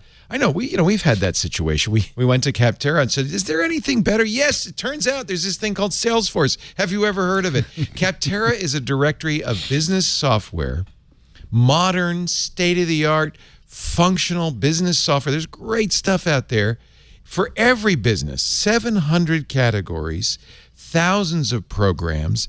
Everything from digital workplace software, video management software, mailing list software, but also things like church management software or yoga studio management, or there's even mortuary management. So whatever your individual line of business is, you can find software that will help you get the job done. Now you might say, well, there's an awful lot here. Well, here's the best part. You can search for what you're looking for, narrow it down. They have excellent filters that are tuned to exactly what your search is. So narrow it down. You want it on premises? Do you want it in the cloud? Do you want to make appointments with it? Just depending on what kind of stuff you're looking at. You can compare 4 side by side so that you can see the features of each, kind of like in the magazines where they have the side by side comparison chart. But here's where Capterra really shines. 1 million plus reviews of products from verified real users. And there's 1,000 new reviews every day. That's because millions of people use Capterra to find business software.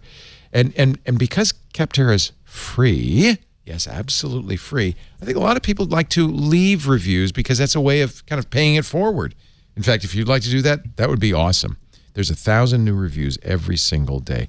Capterra believes software can make the world a better place because software can help every business become a better version of itself. Why suffer with the worst software when the best is waiting for you? Capterra.com/twit, CAPTERRA.com/twit. Find the tools you need to make an informed decision for your business. And again, absolutely free. Not freemium, not they're going to charge you later. No, it's free. Capterra software selection simplified. Capterra.com/twit. Thank you, Capterra, for supporting our show. And thank you for supporting our show by visiting any of our sponsors, including Capterra.com/twit. I still want to talk a little bit about Google because there's so much they're talking about, including this new concept of ambient computing.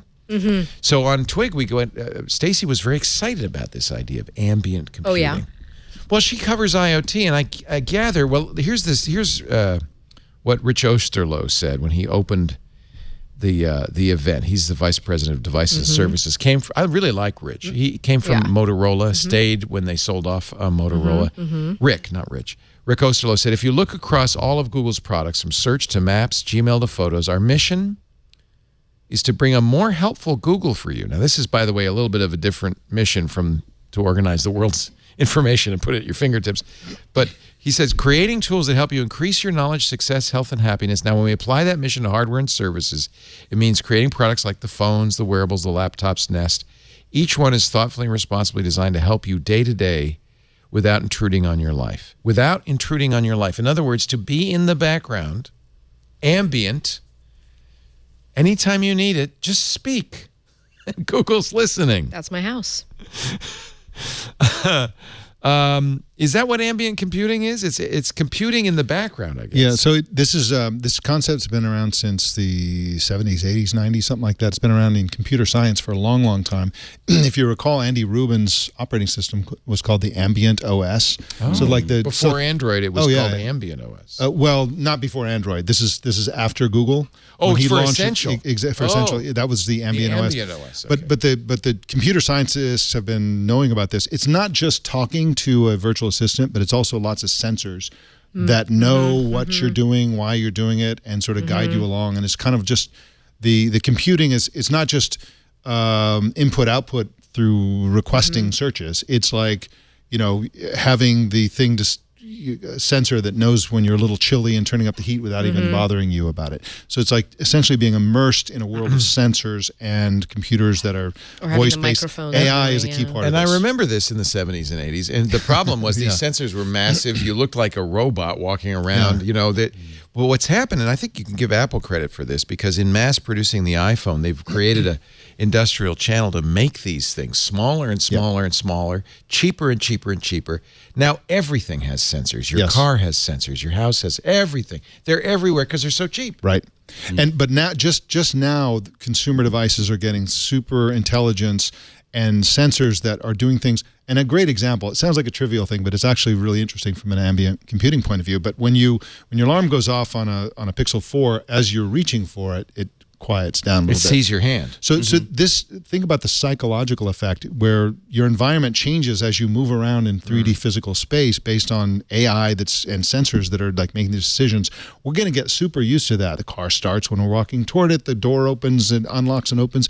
Everything's just going to start increasingly just adapting and changing and doing things for us automatically. And we'll just feel like these all-powerful beings walking around on Mount Olympus, just like everything's. And by the way, the most common and oldest ambient computing device is the automatic door at the grocery store. Yes. So we're all used to that. It feels if we walk up to an automatic door and it doesn't open, we walk into the glass. It's exactly. And then when you wake up after, or you're a ghost. Right. But it really is a new era, and it's Google's right to be emphasizing this buzzword because it's actually going to be one of the most interesting things over the next 5 years. And it sells their products. It sells the new Nest Mini, which is the second generation version of the first Google smart mini smart speaker. And this one what's different about the Mini? So the Nest Mini in particular. So the Nest Mini, it'll have like an extra mic so that it can hear you if it's like really loud, and also better speakers. It sounded. I heard it sounded much better. Apparently, I got one, but I haven't because I'm moving houses. I haven't like plugged it in yet. The bass was really good. Yeah, and which is good. I mean, they want to make speaker. it if it's a sub $50 device, they want to make it something that feels like. So it they has want you to value. have this in every room. Yeah, it has a wall hook, so you can put it on the wall, and you just have it be this everywhere. Part of your house, like soap on a rope. Have you used the? Do you have soap on a rope hanging in every room of your house? Yes, I do. Okay. Yes, I do, Leo. It's like a talisman for him. Have you used the hand gestures to control the Fortnite? Yeah, I did on the demo units. I'm super not into it. Give it to me. Because I make hand gestures at my phone all the time. Yeah, but that gesture. So I think that's why Soli is kind of interesting. It's radar. It's the first time we've got radar in our devices. I'm so excited about all this radar. Apple's U1 chip is a form of radar as well, and both of these are going to be put into augmented reality glasses. When the augmented reality glasses look like regular glasses, and it's really going to. Oh, look at that! Nothing's happening. She's a witch. Oh, there we She's go. a It goes witch. backwards. So one criticism I've heard people okay, say it's working now. is that these have to be fairly exaggerated gestures. You only can't does- Wax on, wax off. Yeah, you can't. It's Mr. At Miyagi, least elbow exactly. from the elbow up. Yeah, we're all gonna get pixel To elbow. turn off live caption because Can live you create your caption's own gestures? Not yet. No, I'm sorry. I'm trying to look it up for you I right now. suspect that in every case, and it's kind of like the grocery door is a really good example. I'm glad you brought that up. These companies move slowly with the capabilities because they want you to get used to the door just opening. Yep.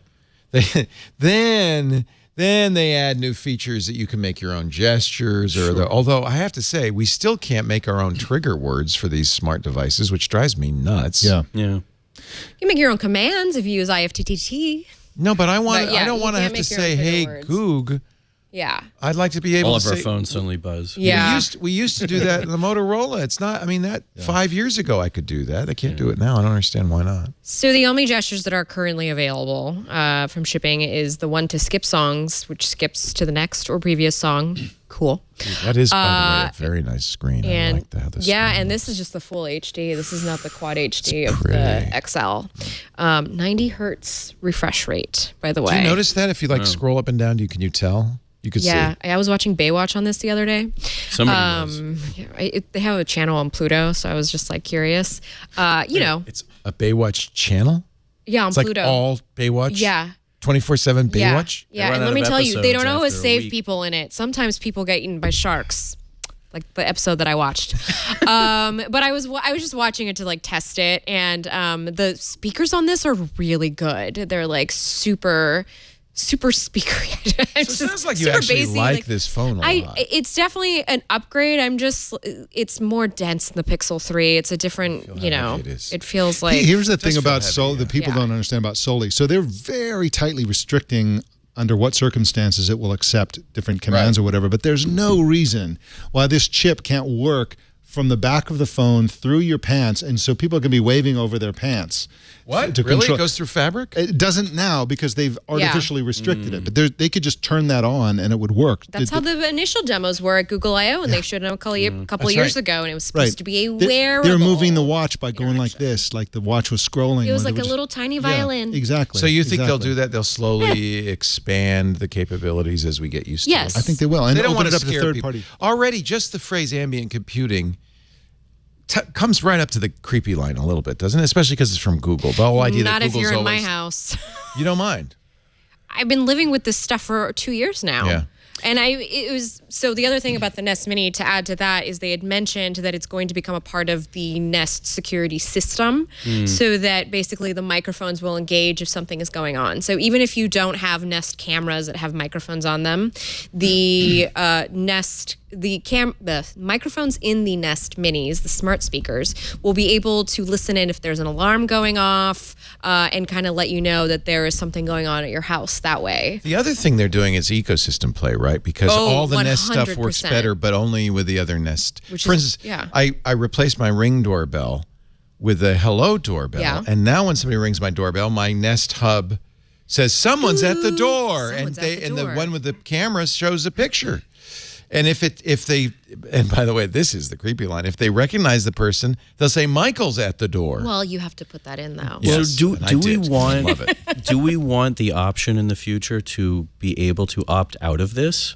Yes. Do we want the or can opt or out. the flip? Just don't you can buy opt it. out now.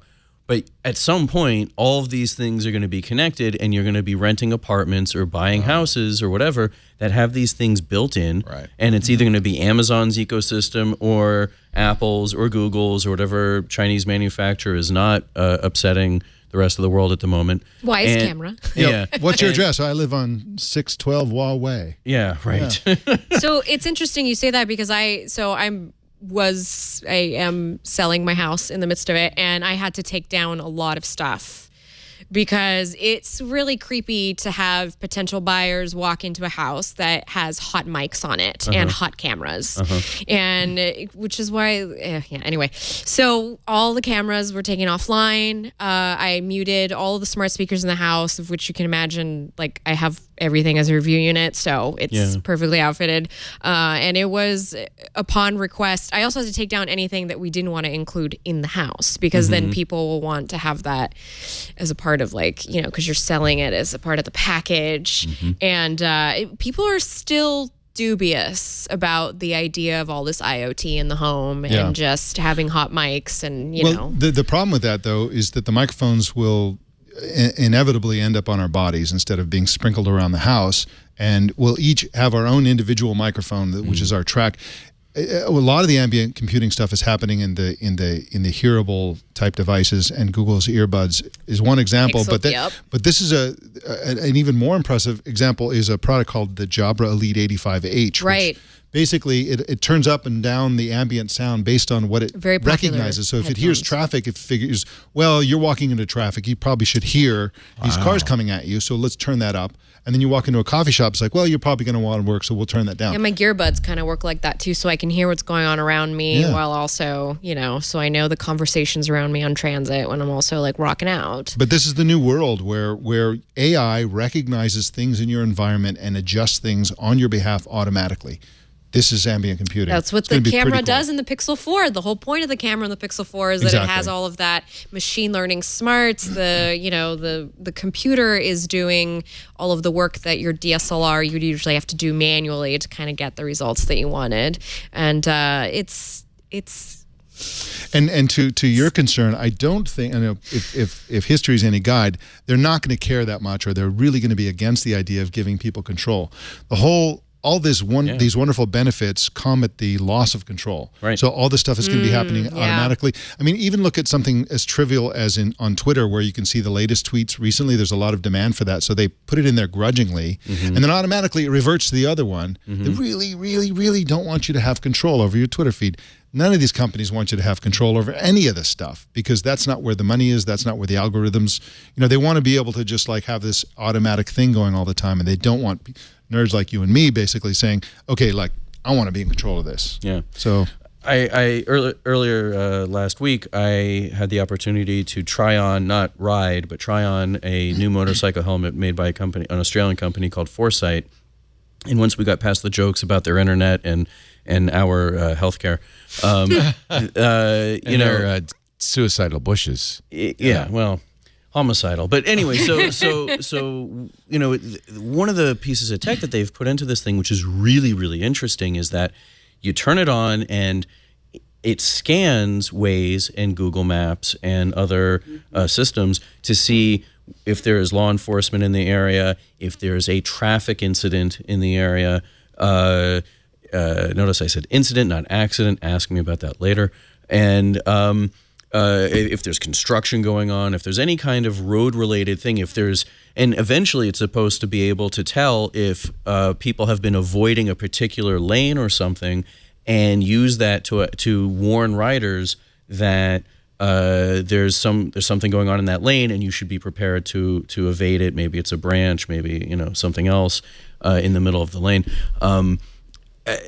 It's something that you would think motorcyclists would really want, right? You want to know these things in advance. That's what I think, yeah.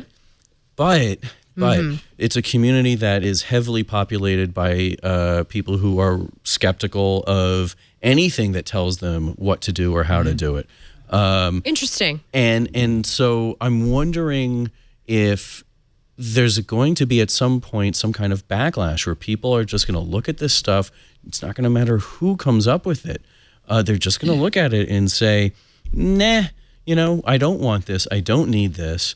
Won't they be at a disadvantage, though, to those of us who do say we want this and need this? Well, Mike is at a disadvantage for not having an Apple Watch. There'll be a gap. I mean, serious disadvantage. Yeah. Do you feel like there's a hole in your life because you don't have some kind of watch on your wrist? People are staring at me. They are saying, "Why doesn't he have an Apple maybe Watch?" staring at At least anyway. the Apple saying, Watch "What a has nice period watch." tracking. Yeah, Google's not there yet. That's why I don't want the Pixel Buds, by the way. Like, I don't want it listening. I don't want the Google Assistant in my ear when I'm out on the trail. Like, I want to be left alone when I'm on the trail.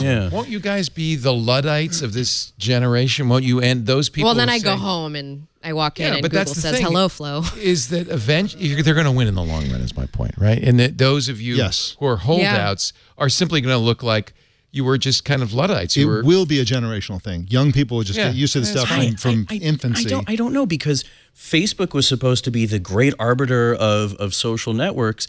And I don't know if you guys were aware of this, but a lot of young people have stopped using Facebook. Facebook is to them what MySpace is to us. Or Friends or Friendster. Facebook is a baby boomer product. It should die. Tom is very happy hearing this right now. They use Instagram not just for sharing photos. They're still in Facebook then. But they don't know that. But what they're using Instagram for is to send messages to each other as comments on photos, and then they delete the photos. It's no accident though that they're also using Instagram. That Facebook owns Instagram. I think Mark Zuckerberg very cannily said we're buying WhatsApp and we're buying Instagram so that we will always be, and I think they'll buy the next. They tried to buy Snapchat, couldn't do it. Sure, but I think there's already the idea, right? Whether or not Zuckerberg actually owns these things, there's the idea of people saying we're not going for the obvious product, we're going to do an end run, and they're using Instagram in ways that Facebook wasn't intending. Instagram itself wasn't intending Instagram to be used. They also use secret Google Docs, by the way. Right, and or what's his name, Petraeus, who got nabbed because he was communicating with his lover over Gmail drafts. Yeah. I mean, oh my God, that's incredible. This is, by the way, the story of technology. This is what's wonderful about technology is the people who create technologies very often misunderstand how it will be used. Right. The users end up defining it. Look at Twitter. There was no @ symbol. There was no hashtag. It evolved and it became better because of the users. The users invented all that stuff. So it's all about the users is really what we're trying to say. I think what Mike and I are saying is the world is going to change whether you are an independent-minded motorcycle rider or not. Sure, but I think that people are there's going to be a growing number of people who look at this stuff and either use it in ways that were never intended and reject the standard default features in ways that push them more and more into the realm of what we would consider to be hacking rather than just tweaking it or whatever. Or there's people who's going to look at it and say, no, absolutely not. That's why Mark Zuckerberg's impressive. He saw this coming and he bought Instagram. He tried to buy Snapchat, couldn't. Bought Instagram, made it look like Snapchat. Yeah. Pretty much killed Snapchat, right? Yeah. That's a smart mogul. Snapchat has moved to, by the way, more. It's more content focused. Like it's more. That's what they kept trying to do, right? I know, but now it's like, I don't know. Kids still. I still see a lot of teens on there. Yeah, I still use it. It's still a lot of kids. It's mostly and about the doggy pictures and the vomiting rainbow stuff.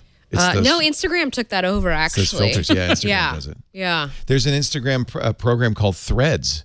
That is basically Snapchat. Does stories, does dissolving messages. It's Snapchat. And the close friends thread, the close friends filter on Instagram now is the new way to securely share photos of your children if you don't want to put your children public facing on Instagram. Perfect.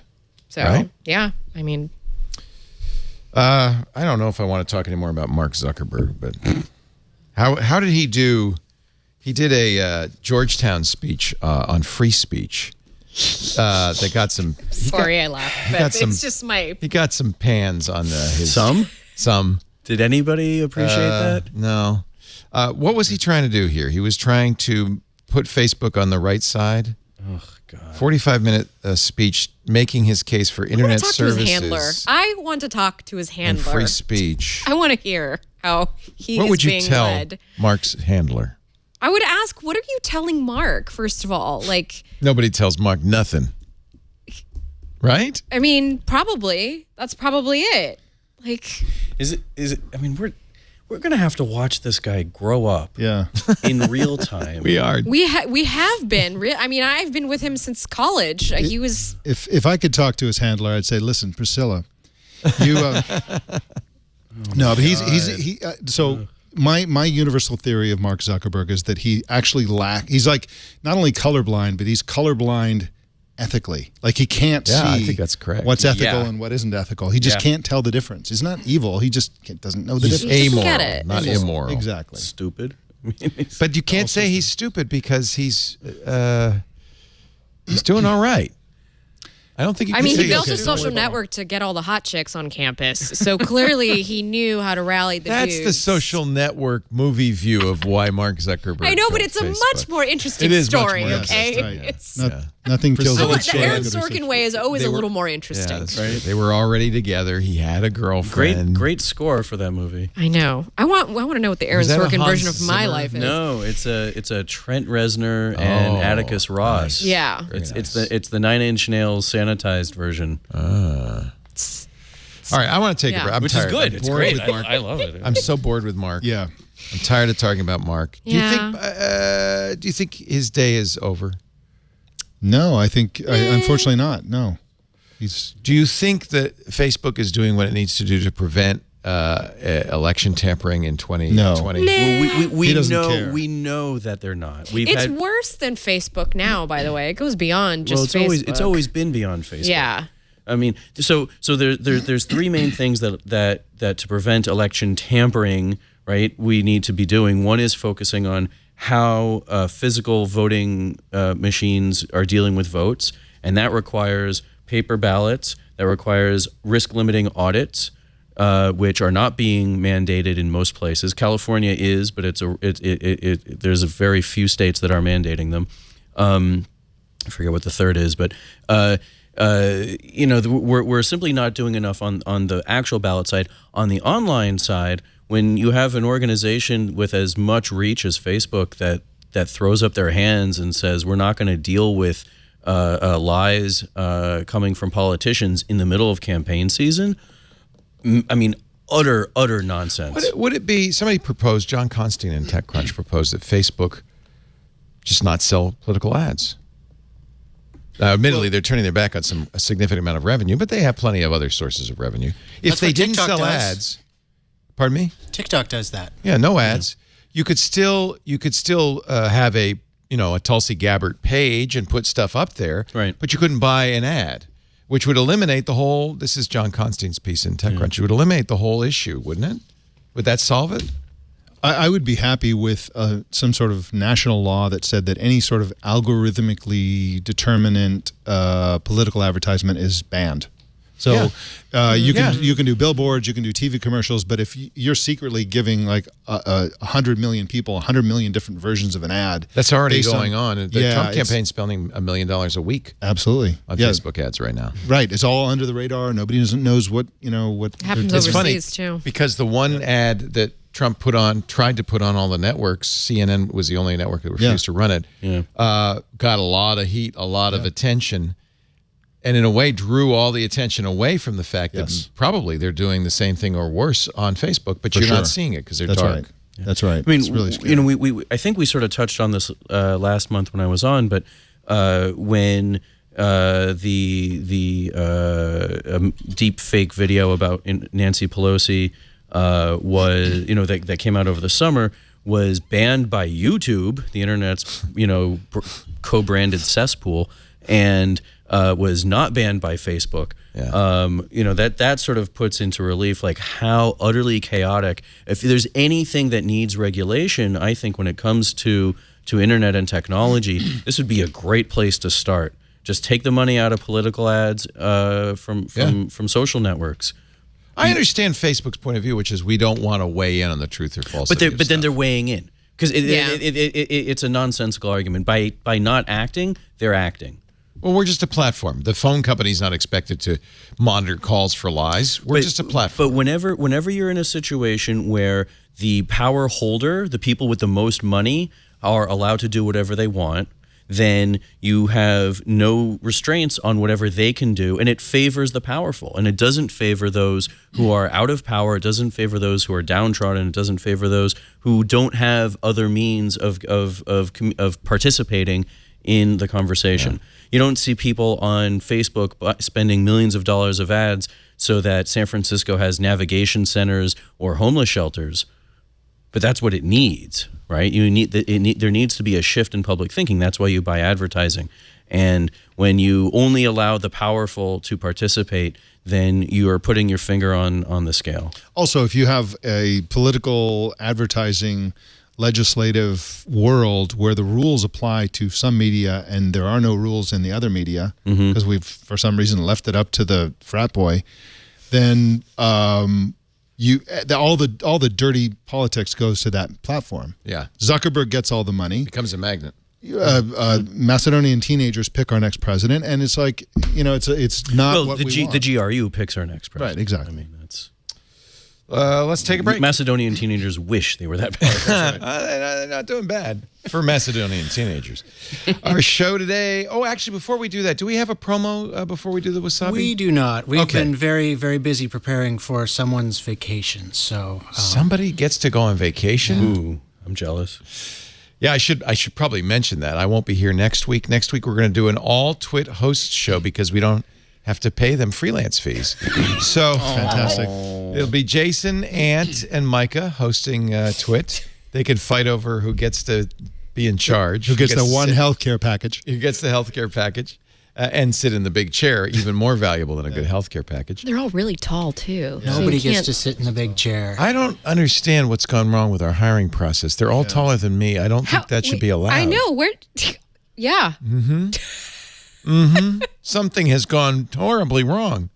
Then the following week, is it Lindsay Turrentine the following week? The following week will be Jason Snell. Week following that. Then Lindsay Turrentine. Lindsay Turrentine. And so we've got going to have a lot of fun on Twitter, and then I will be back on the November 16th, 17th show, November 17th show. I have. Keith says in the chat room, I've developed little man syndrome. I'm not a little man, but I'm a littler man than them. Our show today brought to you by Wasabi Hot Cloud Storage. If you're thinking about moving your data storage to the cloud, and everybody is these days. In fact, Gartner estimated by 2025, 80% of businesses will just have shut down their local data centers. 80%, 10% now, 80% in 5 years. That means 163 zettabytes of data will be migrated to the cloud by 2025. That's not a real number. It sounds like I'm making it up. Bazillion, gazillion. It's 163 followed by 21 zeros. I counted them. It's a lot of bytes, those zettabytes. So it's clear that it's going to be important. Cloud storage is going to be more important than ever. And I think, unfortunately, a lot of people go, oh, just use Amazon. Or, oh, maybe you just use Microsoft. Nobody's saying, oh, you just use Google, but that would be the third choice. I want to give you a fourth choice that you actually should use, and this is Wasabi Hot Cloud Storage. Now, I know this is a tough sell because you never heard of them. So let me tell you why you want Wasabi. First of all, they have a patented process for writing data on disks sequentially as opposed to in blocks. They created this when they were back at Carbonite. And now Jeff Flowers and David Friend have created Wasabi Enterprise-class cloud storage that is 80% cheaper than Amazon and up to 6 times faster. Faster and cheaper. Okay, that's pretty good. They don't charge for egress. Amazon does. And they use the Amazon S3 API, so you already know how to use it, but they don't charge, unlike Amazon, they don't charge for API requests. So it's more affordable, it's very flexible, it's faster. 11 nines of durability, that's the highest you can get. They also do integrity checking regularly. They rotate through all the files to make sure not one bit is changed. And then you can even declare, and this is really good nowadays with ransomware, you can even declare some or all of your storage immutable. That means it cannot be modified by ransomware, by fungal-fingered employees, not intentionally, not accidentally. It's safe. Of course, data center redundancy. It's HIPAA-compliant, FINRA-compliant, CJIS-compliant. Honestly, Wasabi is just as secure, in some cases even more secure than on-prem storage.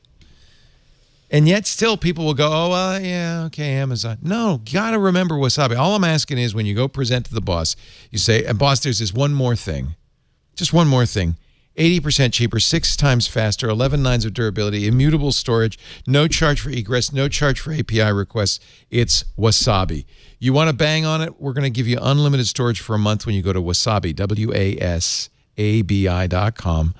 Offer code TWIT, unlimited free storage for a month. You can really just burn that stuff up. Just do everything you can. Wasabi.com, offer code TWIT. I thank Wasabi so much, and I really am a big fan of David and Jeff over there, and thank them so much for believing in us enough to introduce Wasabi to you through our podcast. And I invite you to support TWIT by going to wasabi.com and using the offer code TWIT. Yeah, Google's announced that they're not going to allow unlimited storage for... Pixel 4 photos are going to be compressed. iPhone users will not be affected.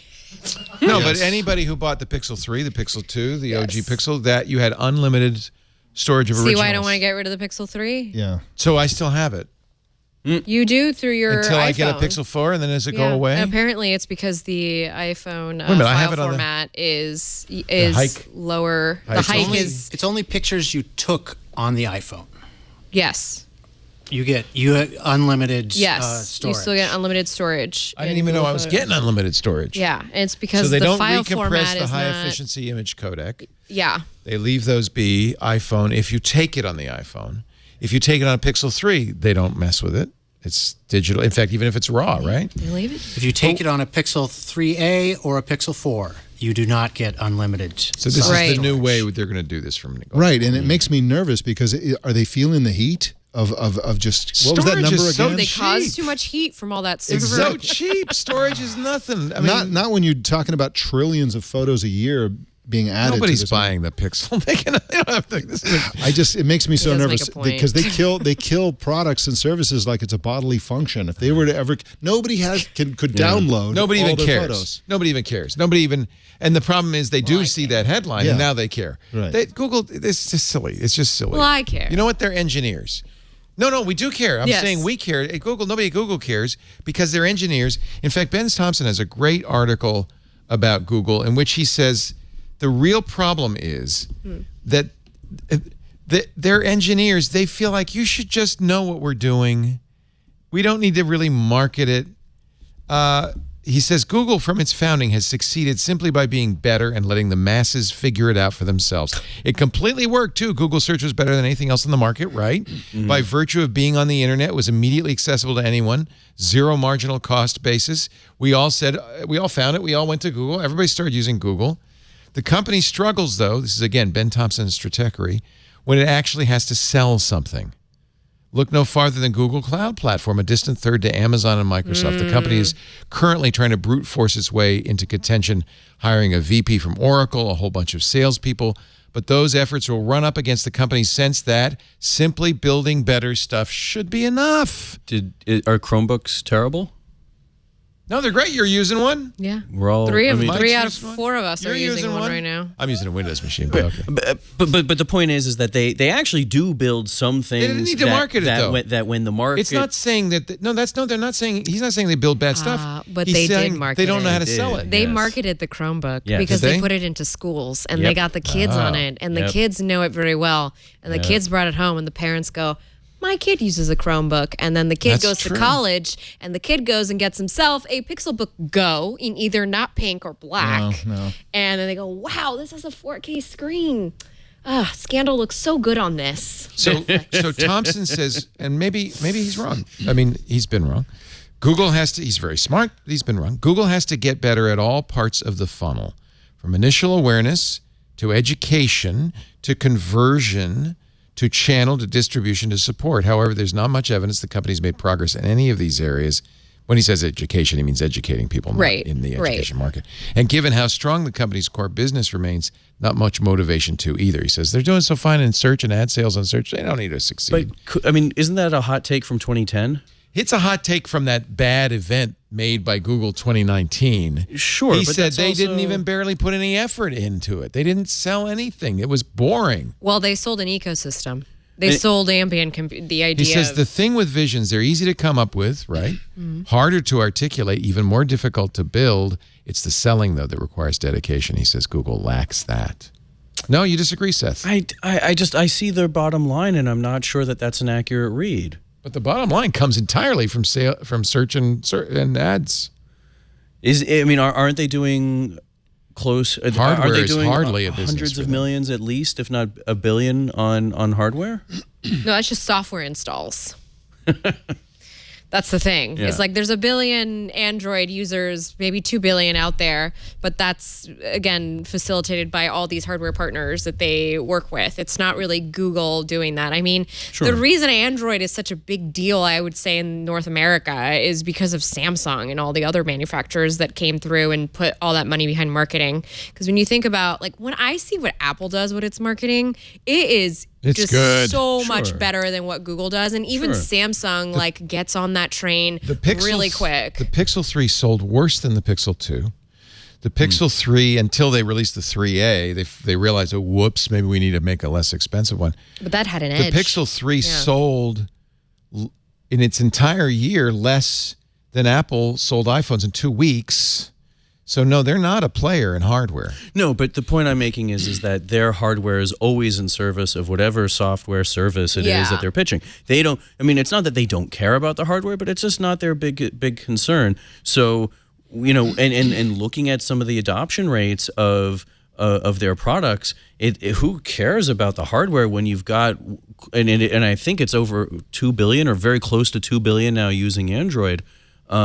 It doesn't. Do they make money on every Android install though? Not every, but the fact that it's the largest OS in history means that it's very difficult for companies like Huawei to come up with an alternative to replace them because they're kind of irreplaceable. I do think it has to be said that the Pixel line of laptops and Chromebooks generally, maybe not Google's own Pixels, are going to do. I think it's very likely that they're going to do in the corporate client market what they did in education. Not the rubber bottom one, the grippy rubber bottom one. You like that one? Everybody loves a grippy rubber bottom. It's grippy. It's grippy on the Pixelbook Go too, by the way, and it's a very pretty grippy. That's what I'm talking about. Is the Pixelbook Go, that little ridgy. Yes, but it reminds me. You know what it reminds me of? What? The black MacBook Pro back in the day. Yeah, that super sleek one. No one's going to buy this computer. It's too expensive. You go out and get an Acer for half the cost. The college kids bought MacBooks like crazy back in my day. Exactly. All these not long ago. All these parents that are lying and cheating to get their kids into Harvard, they're going to buy MacBook. Felicity Huffman's already bought like 7. Exactly. You can order them from prison. Victor came up to me in the hall and said, "Karsten, should I buy this for my son who's going to college?" And I said, "Yeah, sure." Yeah, I think there are better Chromebooks than the Pixelbook Go. I think there are many. No, the Pixelbook Go is really nice. The thing is, it's doesn't have fingerprint. Doesn't have. It doesn't matter. It has great speakers. It has a great screen. It has a very comfortable, quiet keyboard. It's much lighter than this. You can actually easily pick it up like a tray, like you're serving. It's a really, as Flo says, it's a really ideal college student device. It's the 4K screen, but the 4K screen and the sound quality is optimized for that's your TV. Mm-hmm. And everything else about it's great for it's lighter, a little lighter than this thing, which is the Pixelbook. Mm-hmm. The Pixelbook, I think, is a superior device. But that one also comes with a Core i7. If you want to pay that much money and you want to, get into development, I have paid that much money. And, but wait a minute, the Pixelbook Go with an M3, a really crappy processor, 8 gigs of RAM and 64 gigs of storage, is $649. That's a lot. It's still cheaper than. But it's not cheaper than anything except a Mac. They're going after. That's what they're fighting against with college kids. Well, every college kid has a MacBook Air. You can get to $13.99 on a Pixelbook Go if you put an i7, 16 gigs of RAM, and 256 gigs storage in it. And I would argue that you'd be better off with a MacBook. It does a lot more than a Pixelbook does. I loved Kevin Tofel's theory on Twig, where he said basically the Pixelbook Go is the Pixel slate bolted into a clamshell. Yes. That's what it is. It is literally. That's the screen. Probably what they maybe should have done because that thing was kind of done. It's a puzzle to me. Yep. It's a puzzle. I'm not sure I understand what Google's going for. I'm not sure if it's us that it's going for. No. Okay, well, we'll see if sales are through the roof. Yeah. They're going, think of the children. It's the grippy rubber bottom, which is, as far as I can tell, the only distinguishing factor on this thing. Is that what makes them want it? Besides what it lacks. I mean, the high-end model has half the storage of the Pixelbook. Right? Yeah. It doesn't support the pen. Yeah. Et cetera, et cetera. It's a more limited thing, and it's not. That's a good thing. That much cheaper. No, but is that why Martha Stewart was there? But college. Martha loves the Pixel, by the way, the Pixel phone. Oh yeah. I got the inside scoop. Why on that was she there? Because she loves the phone. She's a huge fan. She's like, if I had this in prison, this would have been just. She did. She was fine in prison. Please. She had her own shower and everything. Anyway. She can afford a lot of cigarettes. I've seen Orange is the New Black. It's good she had her own shower. I'm just saying. Is it Orange is the New Black? Is that the new TV show about the Pixel 4? Yeah. Okay. I ordered the orange one because I want to be different. A lot of people are not happy about that color. I don't think it's bad. I want it. It matches. It Seth's. Kind of, actually. It's a little more less burned. Did you say? Yes. It's like a puffy orange? Cheeto orange. Oh, I looked at it. So I got the Pixel 3 last year, and I looked, and I'm on Fi, and I looked at trading it in and doing the whole thing, and then I saw the pittance that they were going to offer me. I know, and, right? And I just shut that browser window and went and did something useful. I'd rather do The a 3 shady is fine, Craigslist. But they offered so little for upgrading. Like if it had been $200 to $300, I would have considered it. But they less than that. Oh no, it was $200 to $300 that they offered, but that still only takes it down to just wait 3 months. And you'll be able to get a Pixel sure. 4 at half the cost. Well, if I wait a year, I'll get the Pixel 5. Everybody knows that Google discounts sharply, very rapidly, right? Yeah. Well, I got my Pixel 3 for free. I rest my case. They That's about basically as discounted they as had you like can get. 2 hour windows where they would give you vouchers. Right. I live in Airbnbs, and one of the vouchers was for Airbnb. So it was like an $800 voucher for an $800 phone. I'm telling you, it's a free they're phone. desperate to sell these things. Yeah. Marilyn Why Monroe are they not broke giving you mine, that? but we all know that story already. What? Because they learned from their mistake. You know my Pixel 3 got haunted by the ghost of Marilyn Monroe? I must have missed that. I dropped it right in front of where she died in the Palm Springs home, and it's because I was talking a little smack. Talking smack about the Marilyn. Yeah, she heard me, and I dropped my phone. She was a candle in the wind. Oh my God. No, it's like it's a whole thing on all about it's I'm never talk ill of the dead because that's what happens. But besides the Pixelbook Go, there's also the smart speakers. I think we're forgetting of the whole Google strategy. What's that in part? terms of?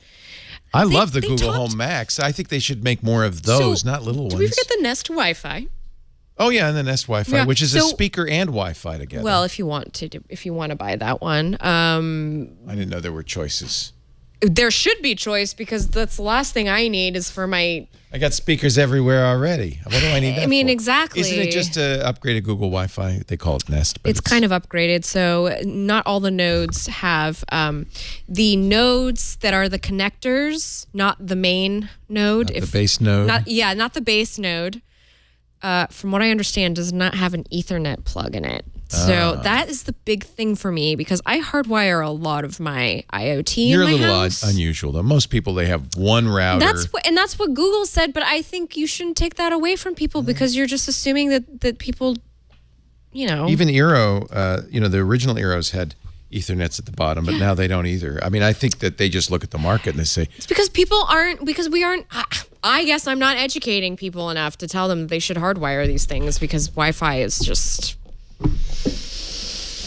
It's not always the best, but how about the automatic transcription of recording on the Memo app? Have you played with that? I haven't. I know Lauren Good was is a huge fan of that. She was tweeting a lot about that this week. I've been using live caption a lot. Yeah, there's also Otter AI. I use that on iOS. Yeah, but this is all devices. done on device. Yeah, I kind of like that. Yeah. This has been coming on at random on my phone, and it's disturbing. I have a So I have a you're saying Pixel that- 3a, and it just starts transcribing stuff. Wait, are you using live transcribe, the I think it's accessibility live, function? I think it's live. I don't know what No, it is. it's because There's suddenly the Google- there's a screen on it my phone thinks- that's yeah. typing That's out live all my It words. transcribe. thinks you said, "Hey Google," and then after you say, "Hey Google," I said, "Hey Google." It's not doing it. But if it did That's it, the iPhone, Leo. oh, Sorry. I just set off 1,000 devices. Right. But You not did. yours. 1,000 But not devices yours. except Yeah. mine. But if you accidentally say trigger it, it will then continue to transcribe. It happens with a And then iPhone somebody too. out in overseas will be studying it to give information back to you. This is going to freak out a lot of people. So no, it's not. First of all, it's on phone, right? They shrunk the machine learning down so the transcription Which is on is an phone. amazing programming It is. feat, by the That's way. amazing. And we had an interview with the folks who did that. I don't know about Android. If you want to go back to that Google I/O Nice. time, it's Nice. It's in the archives. All right. So And you thought you didn't have a promo video. I have a That was the promo promo video right now. host. Listen, I gotta promote my work, Promote Leo. your work. This week on All About Android. All about cross promotion. All about cross promotion. Let's see what else. How about the sudo flaw, Seth? Is that a big deal? sudo lets Linux users run commands. Is that a big deal? No. Is it? Well, You have to have in your now we're gonna really get geeky for a minute. In your sudoers, I thought I shut that tab. you have to in your sudoers Geek command carrot file open. have an app that you could than trigger. I mean, most people Yes. it will not affect them. But I agree. I mean, you shouldn't. I'll be allowed. I mean, the whole problem was if you have a user ID -1, that it will roll over and then sudo. Do you say sudo? I always say sudo. It's supposedly it's sudo, which I really hate sudo. It's like GIF, right? Yeah, it's sudo. Anyway, No, if you sudo -1, then you can. Then any app can then be a root. And you can have it. Yes, it's not good. It also sounds like they're fixing it. They fixed it, right. And so. And it also won't affect most people because yeah. it runs on Linux. And the number of people who it affects is tiny, and it doesn't sound like it can be scaled up to Android unless you've rooted and done things. So which is Linux. Stop rooting. Right. Don't root. The Air Force has retired 8-inch floppies. That's a good thing. Martha? No. I think it's too soon. It's too soon. The joke is too bad. soon. So they were using IBM Series 1 8-inch floppies 50 years. They're finally retiring them from the missile launch control system to replace them with, quote, solid state storage. That means they finally got money from the government to replace that stuff, because that's the only reason they were using that old school stuff. I'm telling you. Am Not I in the enough funded. minority when I say that I think it's good that things like missile launch systems are based on really Old-fashioned. old technology? They're gonna We don't still want use- smart missile launching. They're still You are using this- absolutely Oh my correct. gosh, smart They're still missile using- launching. yeah. Oh gosh. Please run DOS. They're still using the Series 1. It's actually predates DOS. They're not using DOS. They're moving to DOS. DOS is a little too modern. Sorry. The GAO in 2016 said the Air Force plans to update its data storage solution, port expansion processors, portable terminals, and desktop terminals by the end of 2017. Move it all to the cloud. No. You definitely, okay, I will grant you that. You do not want missile launch control in the cloud. No, you do not. How they be launched with, hey, Google. Are you going to use your... God. Sorry. I said it. What was the... See, that's Now why I I'm haven't glad turned I'm off using on an my iPhone phone. today. Yes. Yeah. Is that me? I turned that off too. I don't know why that happened. I want to be at the ATM machine when it gets infected with the malware that makes it spit cash out. Yes, Yeah, I want please. Motherboard and the And then German run. broadcaster Bayerischer Rundfunk have uncovered new details about, they call it jackpotting. I think that's a good name. That's beautiful. At 10 a.m., writes Joseph Cox, on a late November morning in Freiburg, Germany, a bank employee noticed something was wrong with the bank ATM. It had been hacked with a malware called Cutlet Maker that is designed to make ATMs eject all the money inside of them. And they're euros too, so they're worth more than $1. Yeah. The control panel reads, now. ho, ho, ho, let's make some cutlets today, alongside cartoon images of a chef and a cheering piece of meat. Apparently, it's a play on words because in Russian, maybe you know this, Flo, a cutlet not only means a cut of I meat, speak a Latin language, by the but way. a bundle of A lot of cash. language. No, a Latin language. Oh, A Latin. Latin I don't language. speak Romanian. Yeah. Yeah. So I don't It's not understand Russian. Russian. It's not Romanian is not based on They don't not either, I Slavic. think. It's a Latin. So apparently, that's all there is to say about it. I just like it. But here he is. Here's the chef. Actually, that's Chef Boyardee. I was going to say. I recognize that straight out of the. Wait, is it? Yeah. Well, you know, capitalism, he made it over there. Ho ho ho! Let's make some cutlets. They should be really more. Ho ho ho! I like Mr. Let's Cutlet. make some cutlets today. What's interesting in Check the heat. story, Start cooking. Joe remembered Barnaby Jack's hack at Black Hat demonstrating this. Yeah, Barnaby Jack that was in a- 2010. Yeah, so I was there for that. I Were you? remember that. Yeah, that was a. I think I remember That was that a. news That was story. that was I think my first Black Hat actually, which was quite intense to suddenly see an ATM spitting fake catch with Barnaby's face on it all over the place. Oh, God. And in case anybody's wondering, if you walk by an ATM and it's spitting out cash and showing you cutlets, You get to keep it. no, it's illegal. It's get to illegal to keep take it, even though You can. Well, you're just cleaning up. Cover your face. right. Somebody said cover your face, and it's true. 'Cause they have it's your a camera. part of the anti-littering campaign. Ho ho ho! I'm collecting cutlets. Do not look at me. That wasn't bad. I am not Leo Laporte. I am not. I am. Are you practicing? I'm practicing collecting cutlets. That was good. Yeah. Are you going to use a YubiKey to log into your Windows machine? So I'm confused by this because I already do that and I've been doing that for a long time and I'm too not sure fancy. what The here answer is yes. is new. Well, you could do it on Macs and Linux apparently, but now there's a YubiKey But or I've been doing it Yubico on login for Windows. You've always done that. I've been doing it with Windows 10 for Oh. at least 2 years. So I don't know. I missed mind. something in there because. Never mind. Yeah. Forget I mentioned But it. it's important. I mean, it's good. You should be using your YubiKey to token. log into, Yeah. or Titan key or whatever it is. Any kind of two-factor key. Okay. Yeah, I really should instead of keeping it in a drawer. And make your husband do that too I know. for reals. Is your husband insecure? No, not at all. But you're No, not at all. just his Nest system Yeah. Well, or account. His Well, Nest account. yeah. Sorry. We don't have to go public with that. That's private. We don't have to tell the world. Sorry. Whoops. I already talked about it on the Material Podcast. If you'd like to listen to the Material Podcast on the real, Oh my God. listen, no, I'm you're Lisa. I'm the anticipating Lisa the- Rinna of the tech end- journalism. you're I got to anti- make money wherever I can. She's anticipating right? the end of her freelance career and wants to cash in. I will do a diaper commercial. I don't care. I will do She anything is. for money. She's doing the cutlet on Twit. It's spitting out promos. Our show today brought to you by LegalZoom. When we started Twit, I went to Kevin Rose, who had started a number of companies. He was an entrepreneur, and I said, "What do I do if I want to start a company?" He said, "You go to LegalZoom and you make an LLC." Okay, did it. It was cheap. Didn't hardly. The thing is, if I had gone to a law firm, $350 an hour or more, it would not have been inexpensive. But I was able to do that. I trademarked Twit. I trademarked our logo. And this is LegalZoom empowers people to take their ideas, turn it into a business. It's been 15 years. It's the smartest thing I ever did. Thank you, Kevin.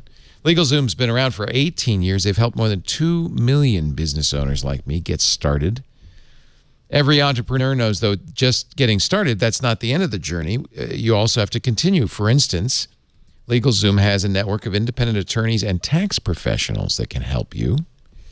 Knowing where to turn to for advice on trademarks, tax law changes, reviewing contracts, doesn't take a white shoe $500 an hour law firm. You can go to LegalZoom.com. They've pre-negotiated flat rates with these independent attorneys in every state, so you save money, you avoid hourly fees. LegalZoom's not a law firm. They've just got these great attorneys that you can consult with, and they don't work for LegalZoom. They're independent. Don't get distracted by legal hurdles and business questions as the year runs down. And also don't guess. Do not guess. You should go to LegalZoom.com today and find out all the different ways they can help your business. They actually do our legal work for our wills too, and all the other stuff. You can even get, you can get a pet will, like who gets your pet in case of your death. You should do that. It's a good thing to do. Don't forget to enter the promo code TWIT when you do at checkout. LegalZoom.com, promo code TWIT. This is where life meets legal. LegalZoom.com. $10 off.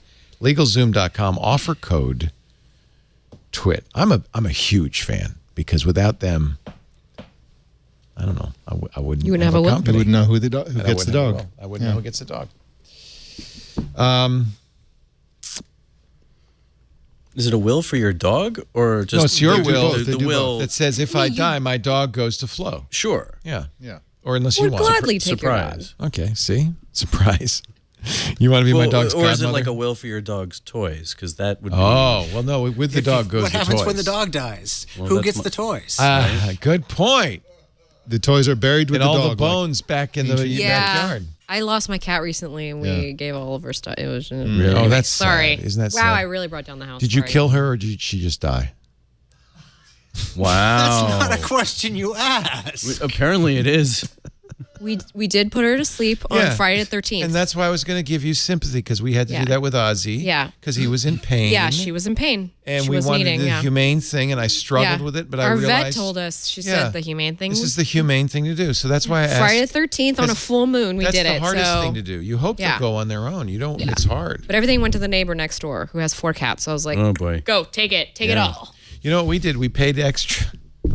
We paid extra. He said, "Okay, we can bury the dog. We have a special pet cemetery. We're just going to throw him in that pile over there for an extra $60. We'll bury him."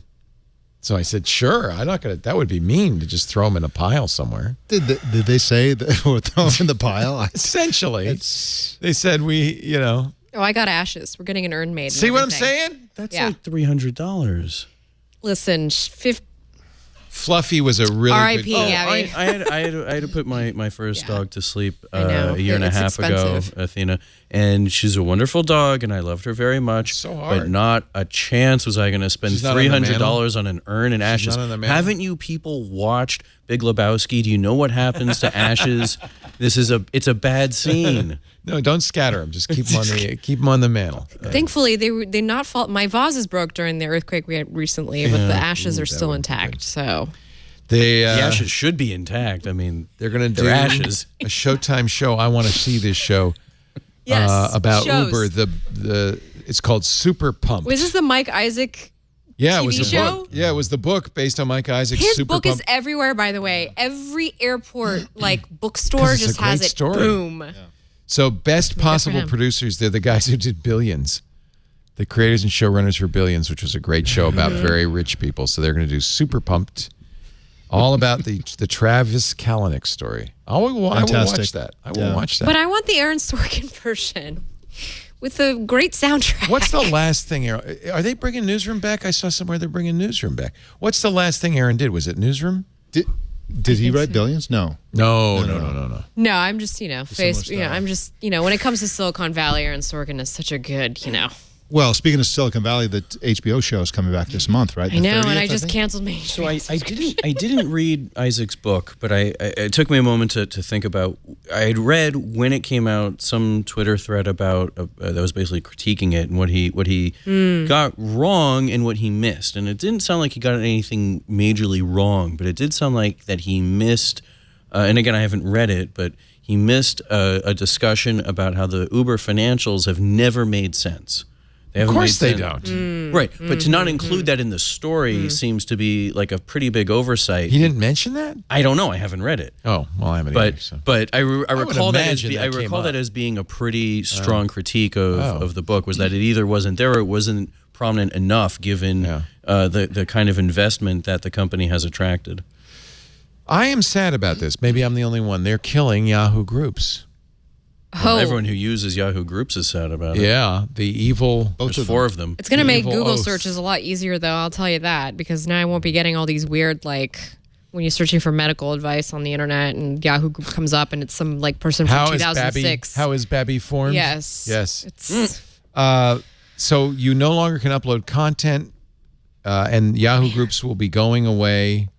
Yahoo's Do download being your stripped. content, because on October 28th, you can't upload any more content. That's like in a few days. And then they're going to disable it. When are they going to disable it? What will happen to the site? What will happen to Yahoo? What is going on? It's just being stripped of everything. Yeah, December 14th, all previously posted content on the site will be permanently removed. You cannot give them $60 to have a special certificate or anything. Ashes on your mantle for your Yahoo Group. It's a little more once than they 60, but yes. sanitized Tumblr, I mean that was the death knell. Yeah, then they sold Tumblr. Then Oath sold it. After they sanitized. After they killed it. They lobotomized They it. lobotomized it. And then Yeah, said, anybody exactly. want it? And sent it out And on apparently its way. they sold it to Automatic, the creators yeah, of yeah, WordPress, for like nothing, like a couple of mil. Right. It was, the price of an average house in Los Altos. I just love watching Verizon just, screw it all up. That's fine. Hey, Yes. Huawei, remember we banned them and we said they're going to terrible people. They're going to steal and spy on us and everything. Turns out their sales from January to September grew 25%, $86 billion. Because They made good cameras. Yeah, it wasn't America, though. They lost the American market, but they gained patriots in China who bought a lot of Huawei stuff. At Apple's expense, oftentimes. Yeah. Never underestimate the Chinese patriotism, because I think you would look very good in this suit. This is the Virgin Galactic space Quasi-futuristic. I particularly outfits. enjoy the modern dance that they're doing in the blue Under Armour designed flight suits that customers will wear on their short trips to suborbital space.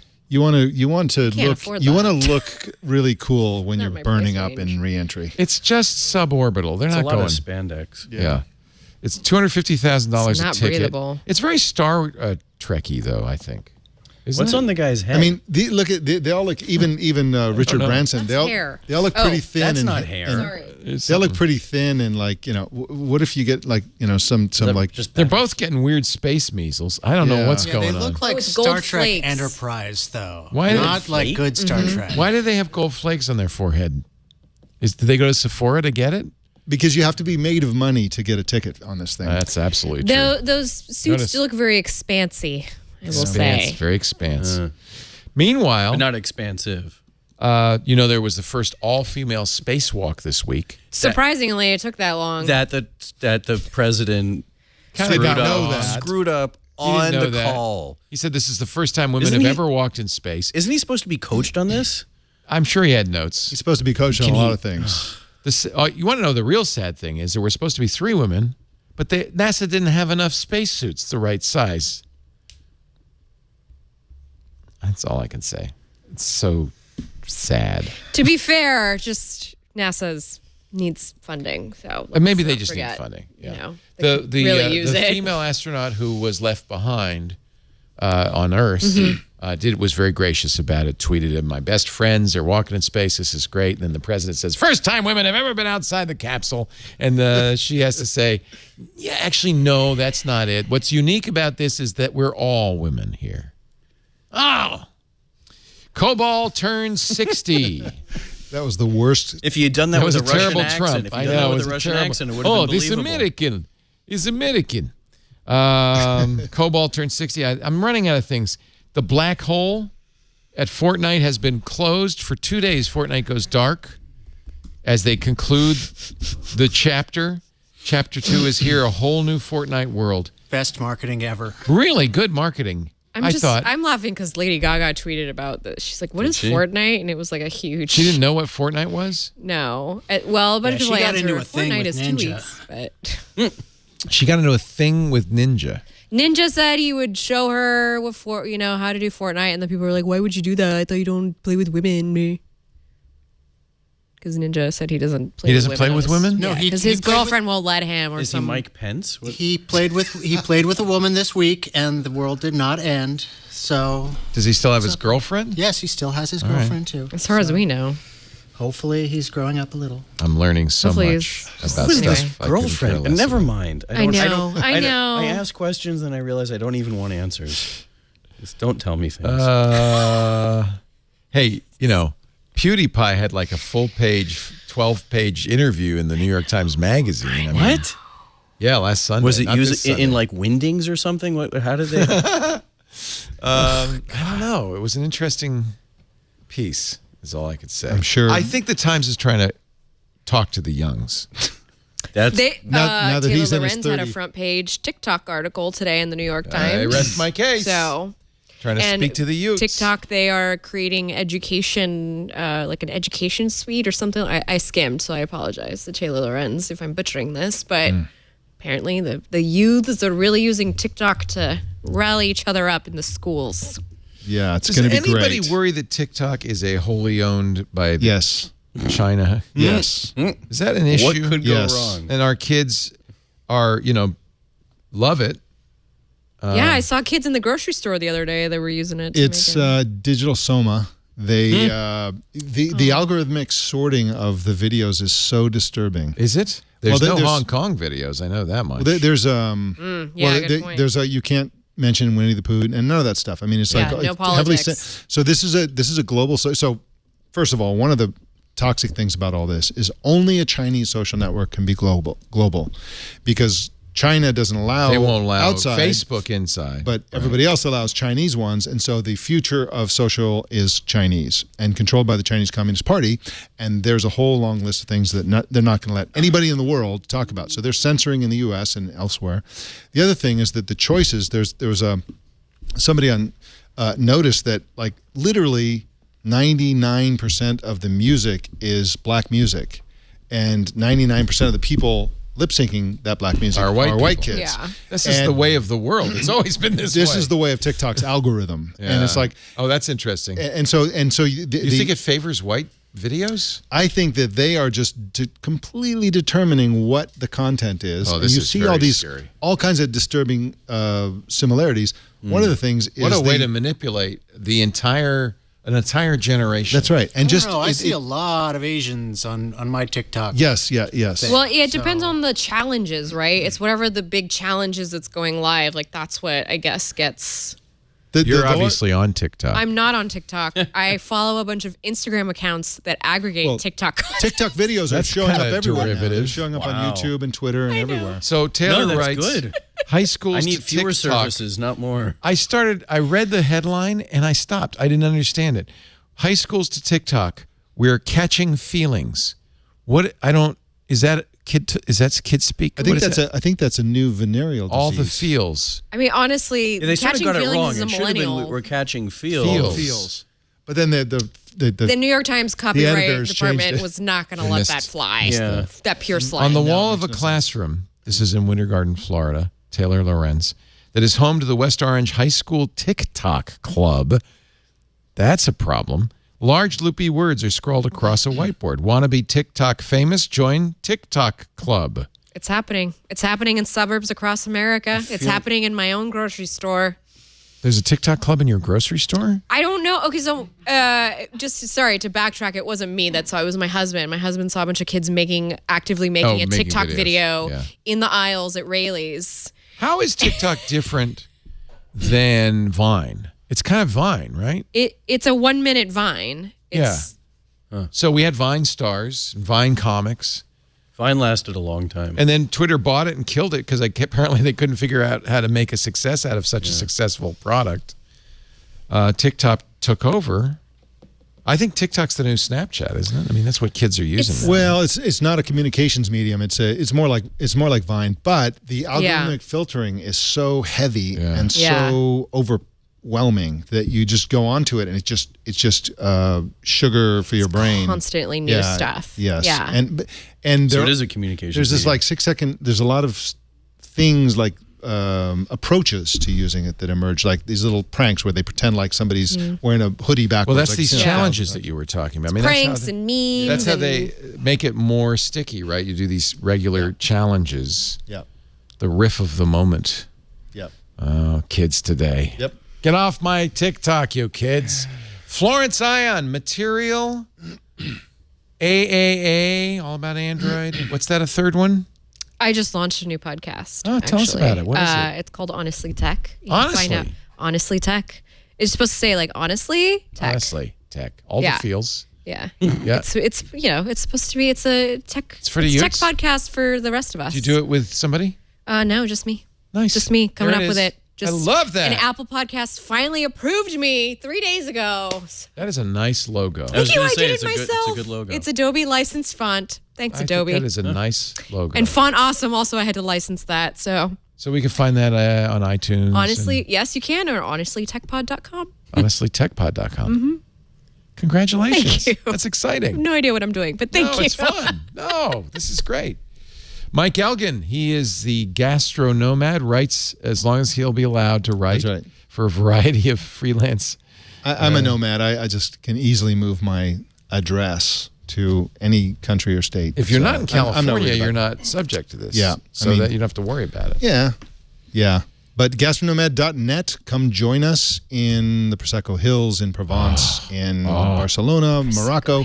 Our Morocco experience in the spring is sold out, but we got another one in the fall. So it's just the greatest thing you will ever do in your life. That's all I can promise.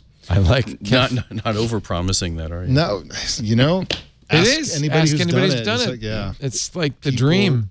We spend quality time with the winemakers, the I'm greatest thrilled chefs. this is working so well for you. Yeah, I'm really pleased. It's so much fun. My wife does all the work, and I have all the fun. It's he the does all the perfect- drinking. It's the perfect thing. So join us at join us. Gastronomad.net. Yeah. Anything? Are you doing a pod? Why aren't you doing a podcast? I am actually bringing back a podcast, Mike Elgin Radio. I had two, and they were both on hiatus. It's not real yet. I'm in formation of it, but it's going to be very, very hyper authentic. And it's going to be about my life. I'm talking to various people. I'm going to bring people into the calls that I have with people in the industry when I can, and so on. So it's going to be it's going to be just a fun thing. and Nice. is looking forward to doing that. There you go. Go to elgin.com for all of that, and it's coming back. Yeah. Yeah. So last time I was on Twit, you said you didn't see the pictures that I took with the Pixel 3 feature that takes a the picture when you smile thing. smile. So you've posted those now. So I posted it on this one so you could see them. Oh, they were on, and Seth was here when we did this last time. No? Was I? I don't. I just see you and me. No. Yeah. This apparently was some drinking involved. But there was heavy drinking. But when anybody smiles, this was the. And by the way, Google killed the clip, which was their That's little right. photo thing. Yep. But this is the smile feature on the phone. On Gastronomad Experiences, I use this feature heavily. I have like one of those Gorilla Pods. It's fun. I put up the phone, and it's like at the end of the day, I have like a bazillion photos of everybody. Is it laughing, only smiling. now? It looks like it's only taking a picture when both of us are smiling. I think it does favor it when both smile. Yes, but this isn't all of them. It actually took like 300. Yeah. And I kind of cherry picked We smile a lot. some on this nice show. ones and Fun. built this collage. But That's on Elgin.com. it's a great feature. I like that. Yeah. Great. Seth, Yep. It's not my fault. editor-in-chief of the Parallax.com, THE-Parallax.com. Great security blog. He is. Thank you. You doing a podcast too? You know, Everybody is. the more I show up here, the more I think I really You should do really. something like Anybody that. could do better than this. Maybe like, hackers in cars with coffee. I actually really like that idea. It's not a bad idea. That's a great idea. hackers on motorcycles with coffee. Make it No, so. I don't want the. Have you seen these guys? They're huge. They'll upend the weight of the bike. The Lean with me. center. Lean with me. Oh Left, my god, lean it's gonna left, be lean bad. left. Maybe if I got like a sidecar, I could get. I was like, gonna say I could the get, sidecar. I could get Russia to sponsor like a Ural, right? They have sidecars, and then. Get Russia to sponsor it. That's Oh, was pretty- that out loud? That's a good idea. Well, I was saying you're gonna run into some walls there. at this point, if Russia wants to buy ads on Twitter, I'm all in. I can. Yandex. Yandex, baby. I don't think Harley will get me a Ural though. No. You could have a local it's motorcycle elec- contingent. If it's electric, I could have like a Harley electric, but they stopped selling them. I don't know if you What heard. they did? Yeah. Why? Too powerful for America?